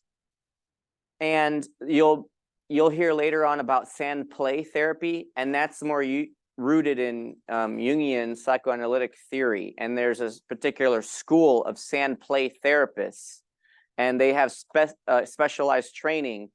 And so sand tray is different. Sand tray is more something you might integrate into counseling. It's not something that may require you to follow a specific model or approach. Like with Jungian psychoanalytic theory, you might have to interpret for the client certain things based off your training. But in sand tray therapy, it's just something that you might find that they will give meaning to from their own experiences. It's very free and open. It's not as structured. So it's going to be a little different. But sand tray is the therapeutic use of a collection of miniatures in a sand tray. It's a nonverbal, expressive, and projective mode of psychotherapy where the sand tray and the miniatures are the medium of communication. So like we were just saying before, these are a means to help express how someone feels. They're a means in which somebody can share their thoughts and ideas. It is client-led, and the therapist is only the facilitator. Generally speaking, we pretty much will give little instruction, and sometimes children don't need any instruction at all. But for some people, they may feel like that's a little overwhelming, not having any instruction or structure. So you might give some prompts that'll help, but it's client-led, and the therapist is only the facilitator. The process seeks to promote safety and control for the client so that emotionally charged issues can be addressed utilizing the sand tray. Sand tray can be a very deep activity where unresolved issues might come to the surface, and oftentimes clients are not prepared for this. You may even find yourselves maybe doing a little bit of a role play today that, whoa, I didn't realize how powerful this activity could be. I wasn't ready for those emotions. So you want to also make sure that a client is ready to cope with some of those unprocessed feelings and emotions and experiences, and that they have adequate coping skills in order to do so if those emotions and feelings arise. So here's a little bit of a historical background. Margaret Lowenfield, she was a British pediatrician. She was the first individual to utilize sand tray as a therapeutic technique. She was influenced by a book called Floor Games by H.G. Wells. And then later on at a conference, she developed a technique at the Institute of Child Psychology in 1930. World technique was the approach she took, or at least she was introduced to that in the 1950s. Dora Kalf introduced. Margaret Lowenfield. She's the one who established world technique, and then in the 1950s, Dora Kalf was introduced to world technique and studied under Lowenfield. And then Dora Kalf incorporated Jungian psychology, Eastern philosophy, and Lowenfield's world technique into sand play therapy. So sand play is rooted in Jungian psychology. It utilizes world technique. I don't know what world technique is. So sand play therapists, I'm sure, can probably go in further about the history of it and how they incorporate that into sand play therapy. And then sand play therapists, they'll receive certification from the International Society for Sand Play Therapy. It's a 45-hour program. So there's a lot of training specific to sand play therapy, whereas sand tray is more, like I said, eclectic, integrative. It's open to many different theoretical orientations. It's seen more as more adaptable. And it's something that we do oftentimes in counseling. So they are, at their heart, are expressive techniques that are rooted in psychodynamic tradition and the Jungian concepts. So you have to have an imagination. You have to be willing to see symbols in objects, right? And be willing to give meaning to those objects. And the whole process of therapy really starts the moment they walk in a room and they see the miniatures. We call them miniatures, is what you have. And so you'll notice that when you see a miniature, when your eyes catch an object, it might bring a reminder of something to you. It might immediately have some kind of meaning that you adopt to it, right? It might stand out. Some of you already have miniatures in your little sand tray kits, right? So something about those objects that you saw were significant to you, and you put meaning to it. And sometimes it's easy now to tell a story through these objects. So it's often used as an adjunct to traditional therapy. It complements many different approaches and theoretical models, and it's beneficial with resistant clients, especially adolescents and trauma clients. So why use it? So why use sand tray therapy? It gives expression to non-verbalized emotional issues. And I can't stress that enough. Some issues are very hard to process and talk about, but those suppressed feelings and emotions are a little easier to process, even if we don't expect our client to elaborate or give the story verbally. They can do so by showing what happened, or showing how they feel, or creating a scene that might depict something about their emotional state.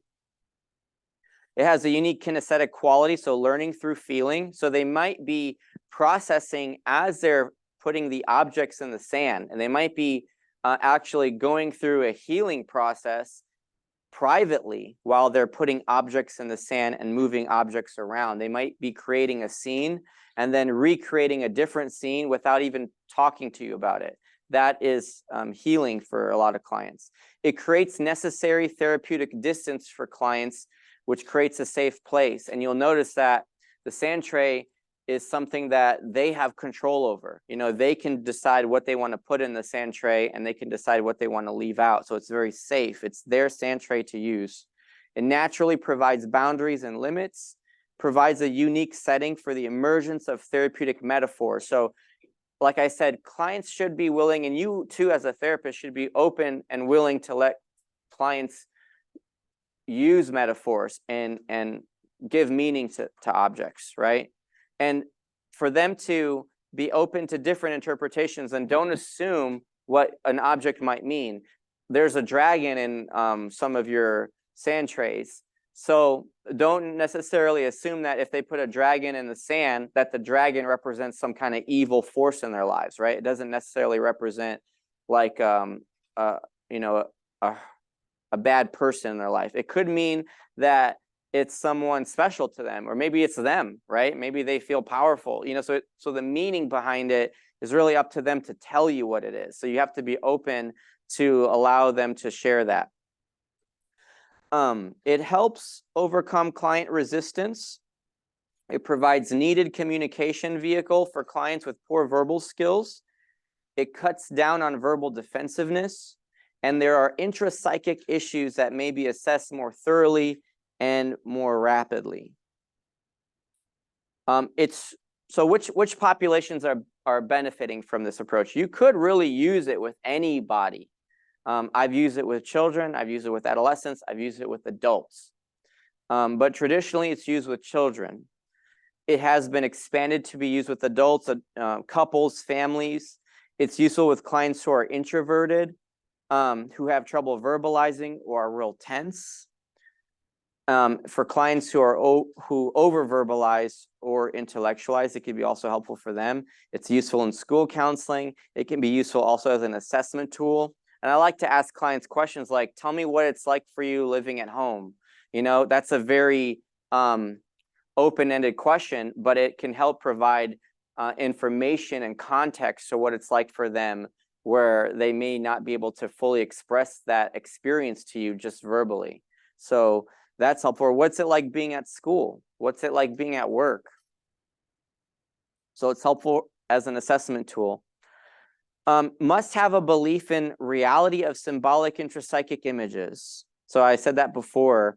They have to be willing to use their imagination and give meaning to objects where they can represent things for them in terms of them expressing themselves and telling their story. They also should have the ability to spontaneously enter fully into the experience, and you too, right? You should be willing to also step into their world and be open to the way that they conceptualize their world that they've made for you. And you should have the ability to let go and step back from the experience by first utilizing the observer function and then terminate experiential involvement and switch to a reflective function. So you might be switching back and forth as a sand tray therapist.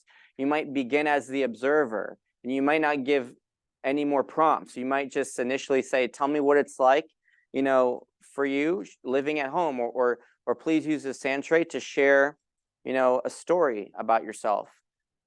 You might want to give them more instruction if you want from that, and we'll go into examples of that. But afterwards, you might just stop and just be an observer and let them go through the miniatures and let them be able to see it.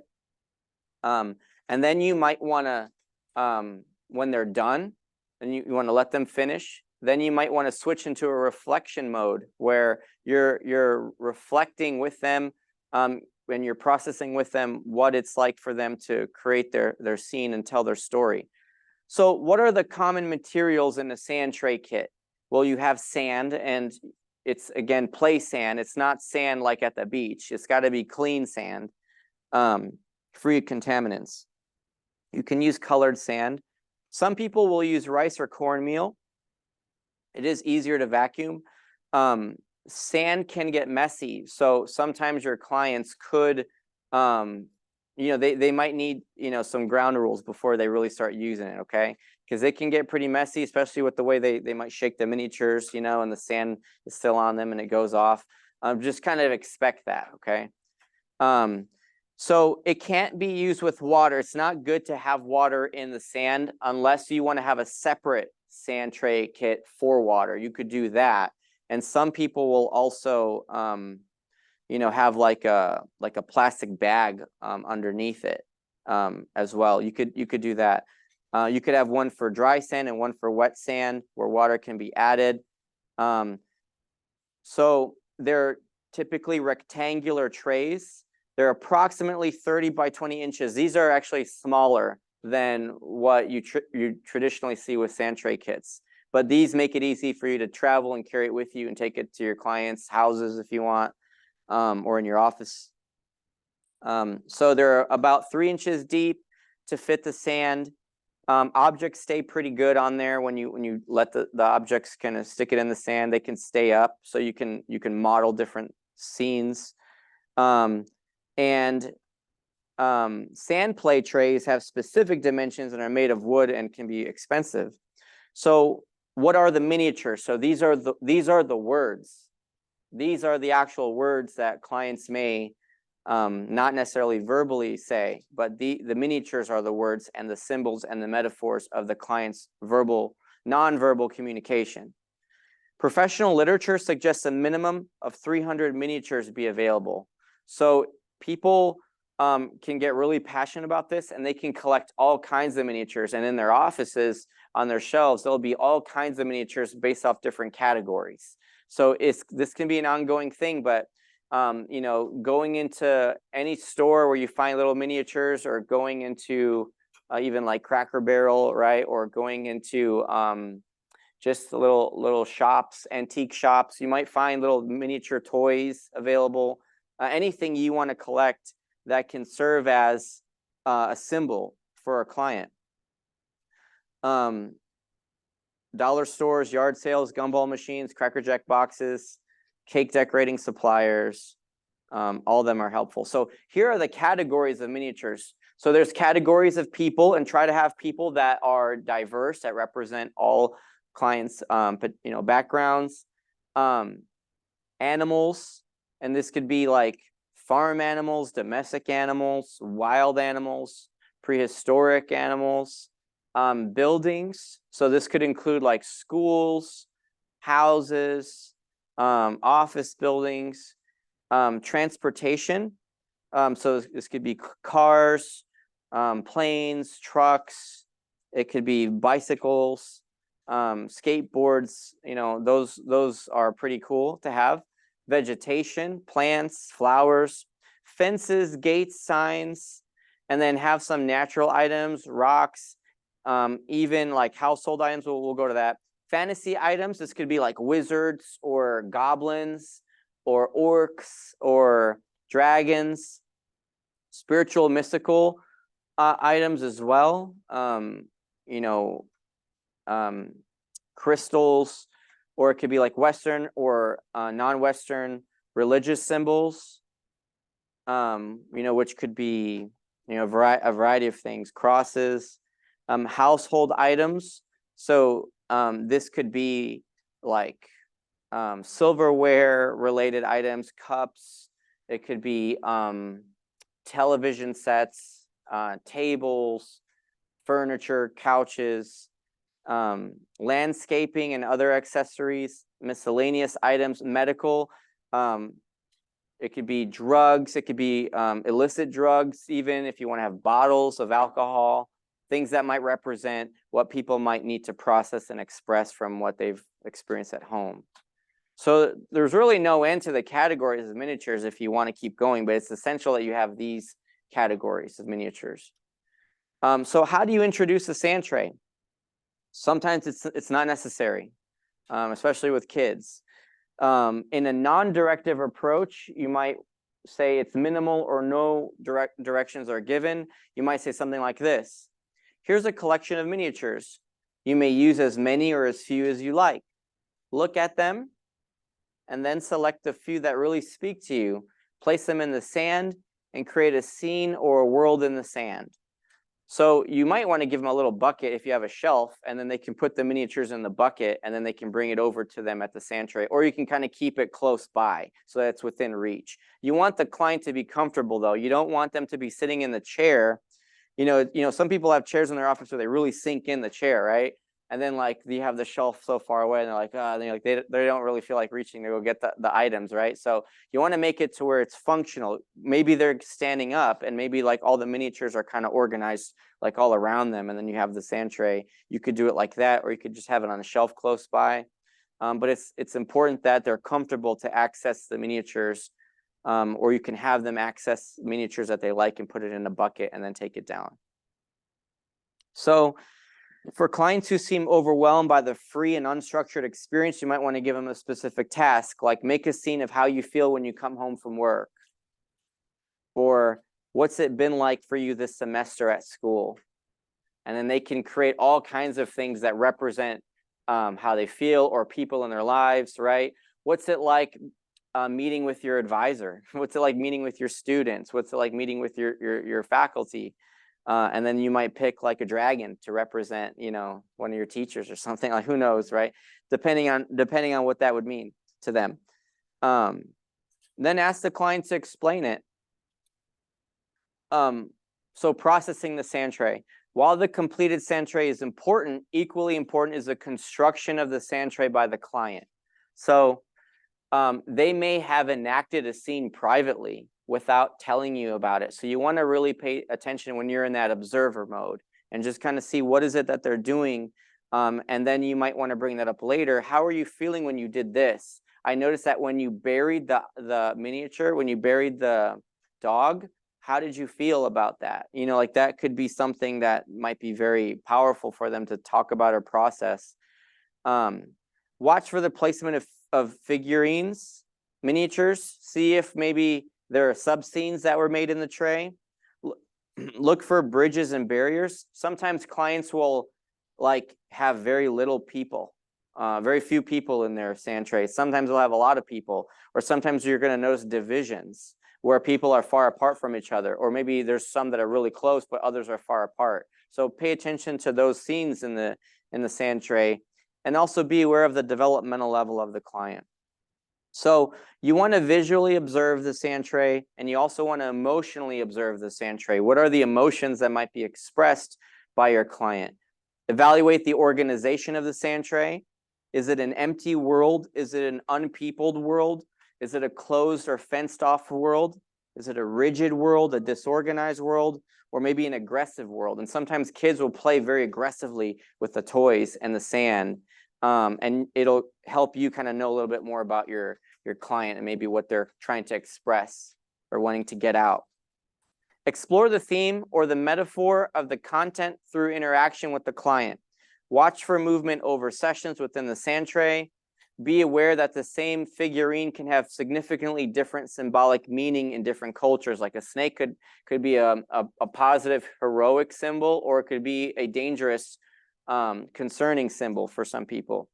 When working with an unfamiliar culture, sand trays can be a means of which the client can share relevant information about their culture. So it's very helpful for that. Don't make assumptions with the sand tray. Don't assume you know what's going on in the sand tray, okay?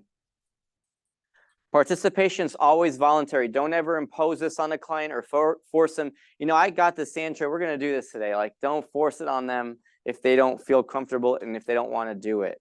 They may not feel like they're ready to process certain things, especially through sand tray. And then again, be careful with your interpretation. Watch for repeated patterns in the sand tray. All of this can be helpful. So let's go over some examples here. So this is an actual scenario a client did for me.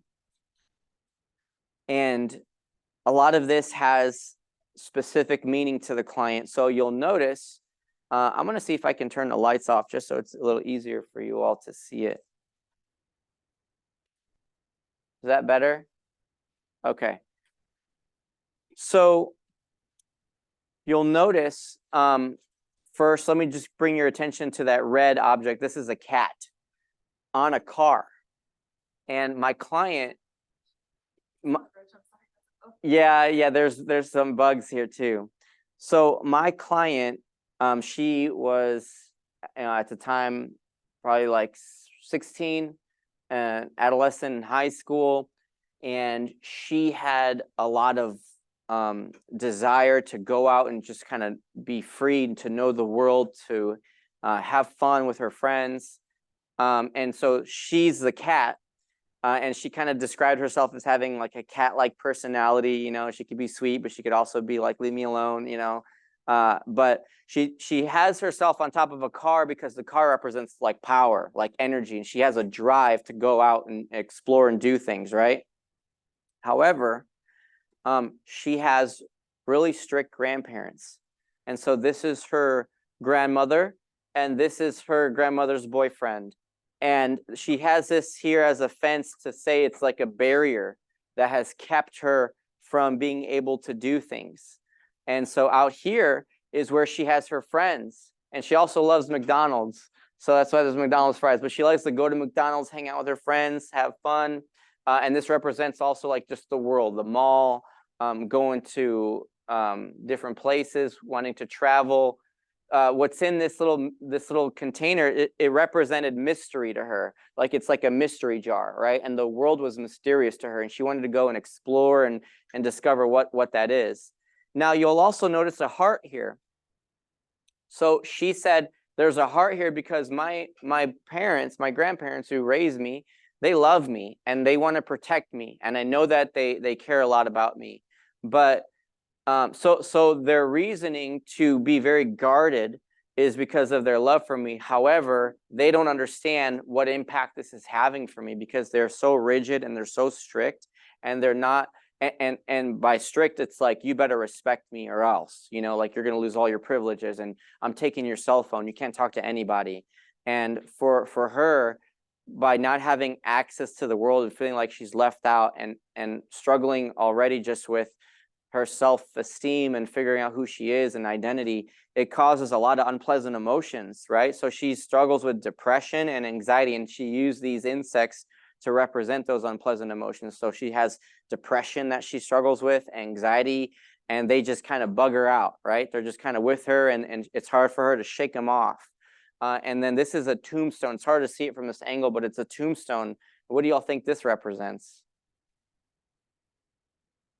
Suicide. It represents suicidality. She struggles with suicidal ideation. She thinks about committing suicide because she feels like, you know, she already struggles with just overbearing grandparents who are, you know, difficult in how they manage things for her, and she feels like she's alone. She feels lonely. She feels isolated, and the depression, the anxiety make life hard. And she talks a lot about like how she's got like this emotional pain from just difficult situations. So it causes her to have suicidal thoughts. Now this little alien here on the side represents her cell phone. So it represents like cyberspace. So she sees her cell phone as a way to connect with the world. It's a way to, it's on a bridge. The alien's on a bridge because it's like bridging her world to the outside world. So it allows her to have a connection with her friends, but her grandma is guarding the cell phone and will take the cell phone away from her, you know, because her grandma doesn't want her to have, you know, bad experiences. She doesn't want her, you know, talking to people on social media who might, you know, put bad thoughts in her head or make her, because to her grandma, the cell phone was the main cause and source of her depression. She's like, oh, you're having this drama with your friends. This is what's causing you to be sad. I'm taking your cell phone away. When in reality, it's like, not only are you taking my cell phone, you're taking my access to my friendships, you're taking my ability to do my homework, you're taking my ability to actually listen to music, to do everything, right? Because everything's on that cell phone. So when she takes the cell phone away, it's like you take her means to cope with things away, because she was very dependent on that cell phone. So can you see how so much information was able to be processed by her creating a scene of what it's like to be at home? This can be very, very powerful and can bring up a lot of really powerful things. So this is what she wants the world to look like for her. This would be her ideal world. What would it look like if, you know, you could recreate your world the way you want it? And so she has here where her parents have put the barrier here, and they're protecting her from depression and anxiety and suicide. And their focus is not so much on keeping her away from her friends, but to help her see that her friends love her and that, you know, they mean a lot to her, and that they would be more open to that collaboration where, well, what I mean is they would be more open to like to allowing that connection with her friends, because that's what's important to her, is having a sense of belonging, having a sense of connection, right? And she felt like her grandparents were taking that away from her. And if they could understand that, no, this means a lot to me, I want to have connection with the world, I want to have my friends close to me, then that would help alleviate a lot of these symptoms. So that was really powerful to also have her talk about that, and how this would be a solution for her if she could overcome, you know, these issues. Another one is a client who had lost his mother. His mother had been murdered when he was a baby, and he didn't grow up really knowing her at all. So he grew up with his grandparents. But when I asked him, like, what's it like being at home, this was what he made. And this is his family. This is him, and this is his family.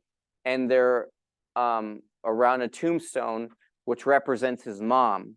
And while she's not buried like in the yard, this is his yard. This is like where he lives. And he said that the whole focus of my life has been about how my mom was murdered and how my mom is dead and my mom is gone. And my grandparents are grieving for her. And that's sort of what the major theme is like at home. So that helped me understand how this is something that is very present in the home. And this is a major issue for his grandparents who are raising him. And it's something I think that they still struggle with the grief of having lost her. So this was a very powerful scene for me to see him do that. Another client, different client now. This is a client who has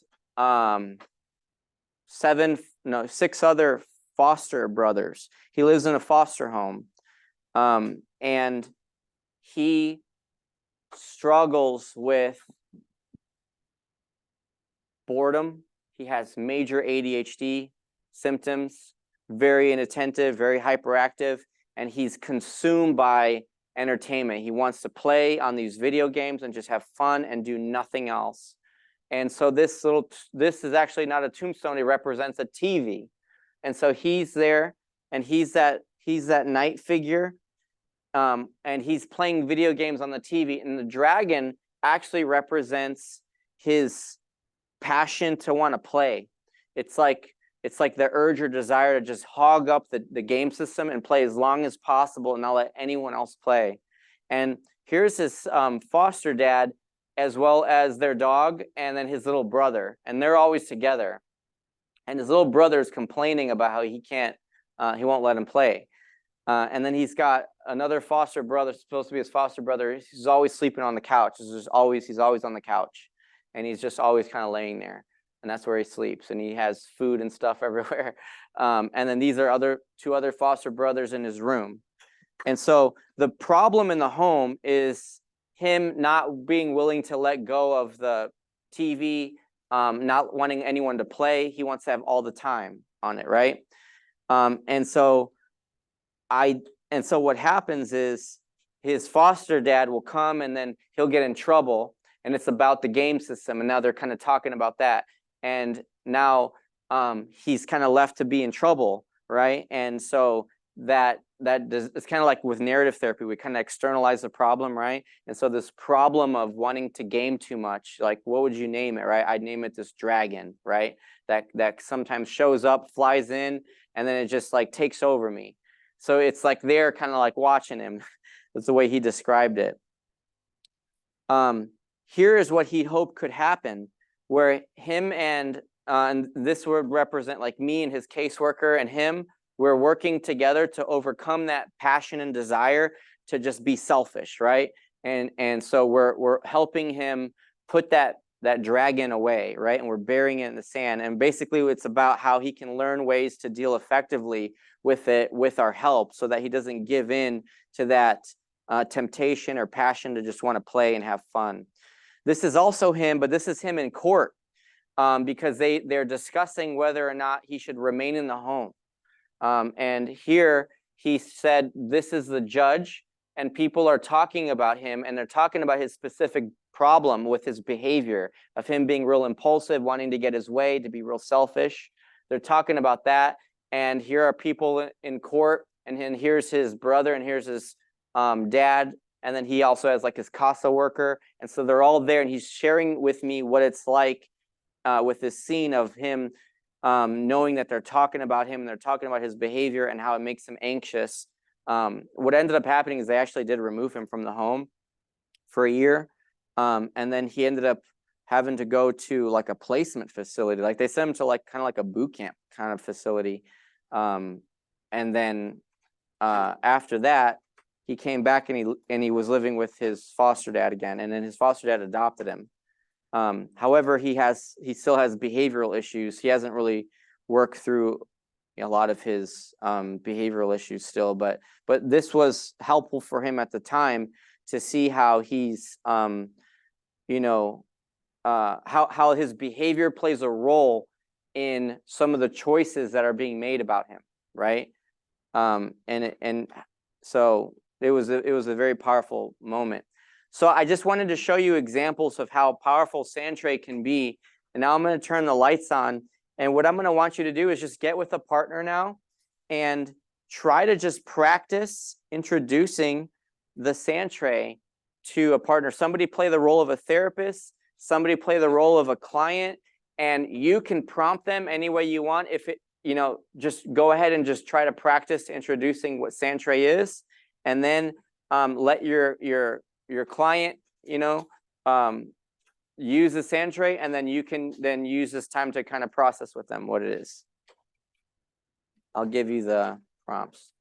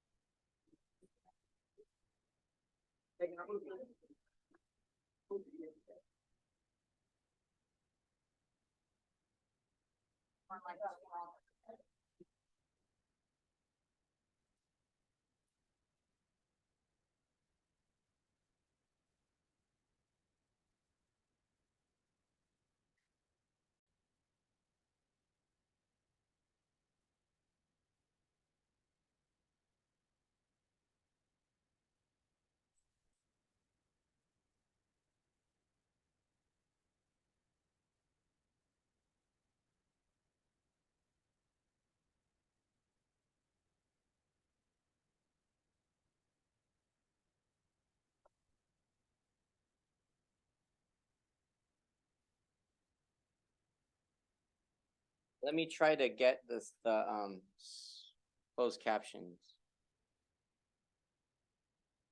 Oh, it's not available for this video. Sorry.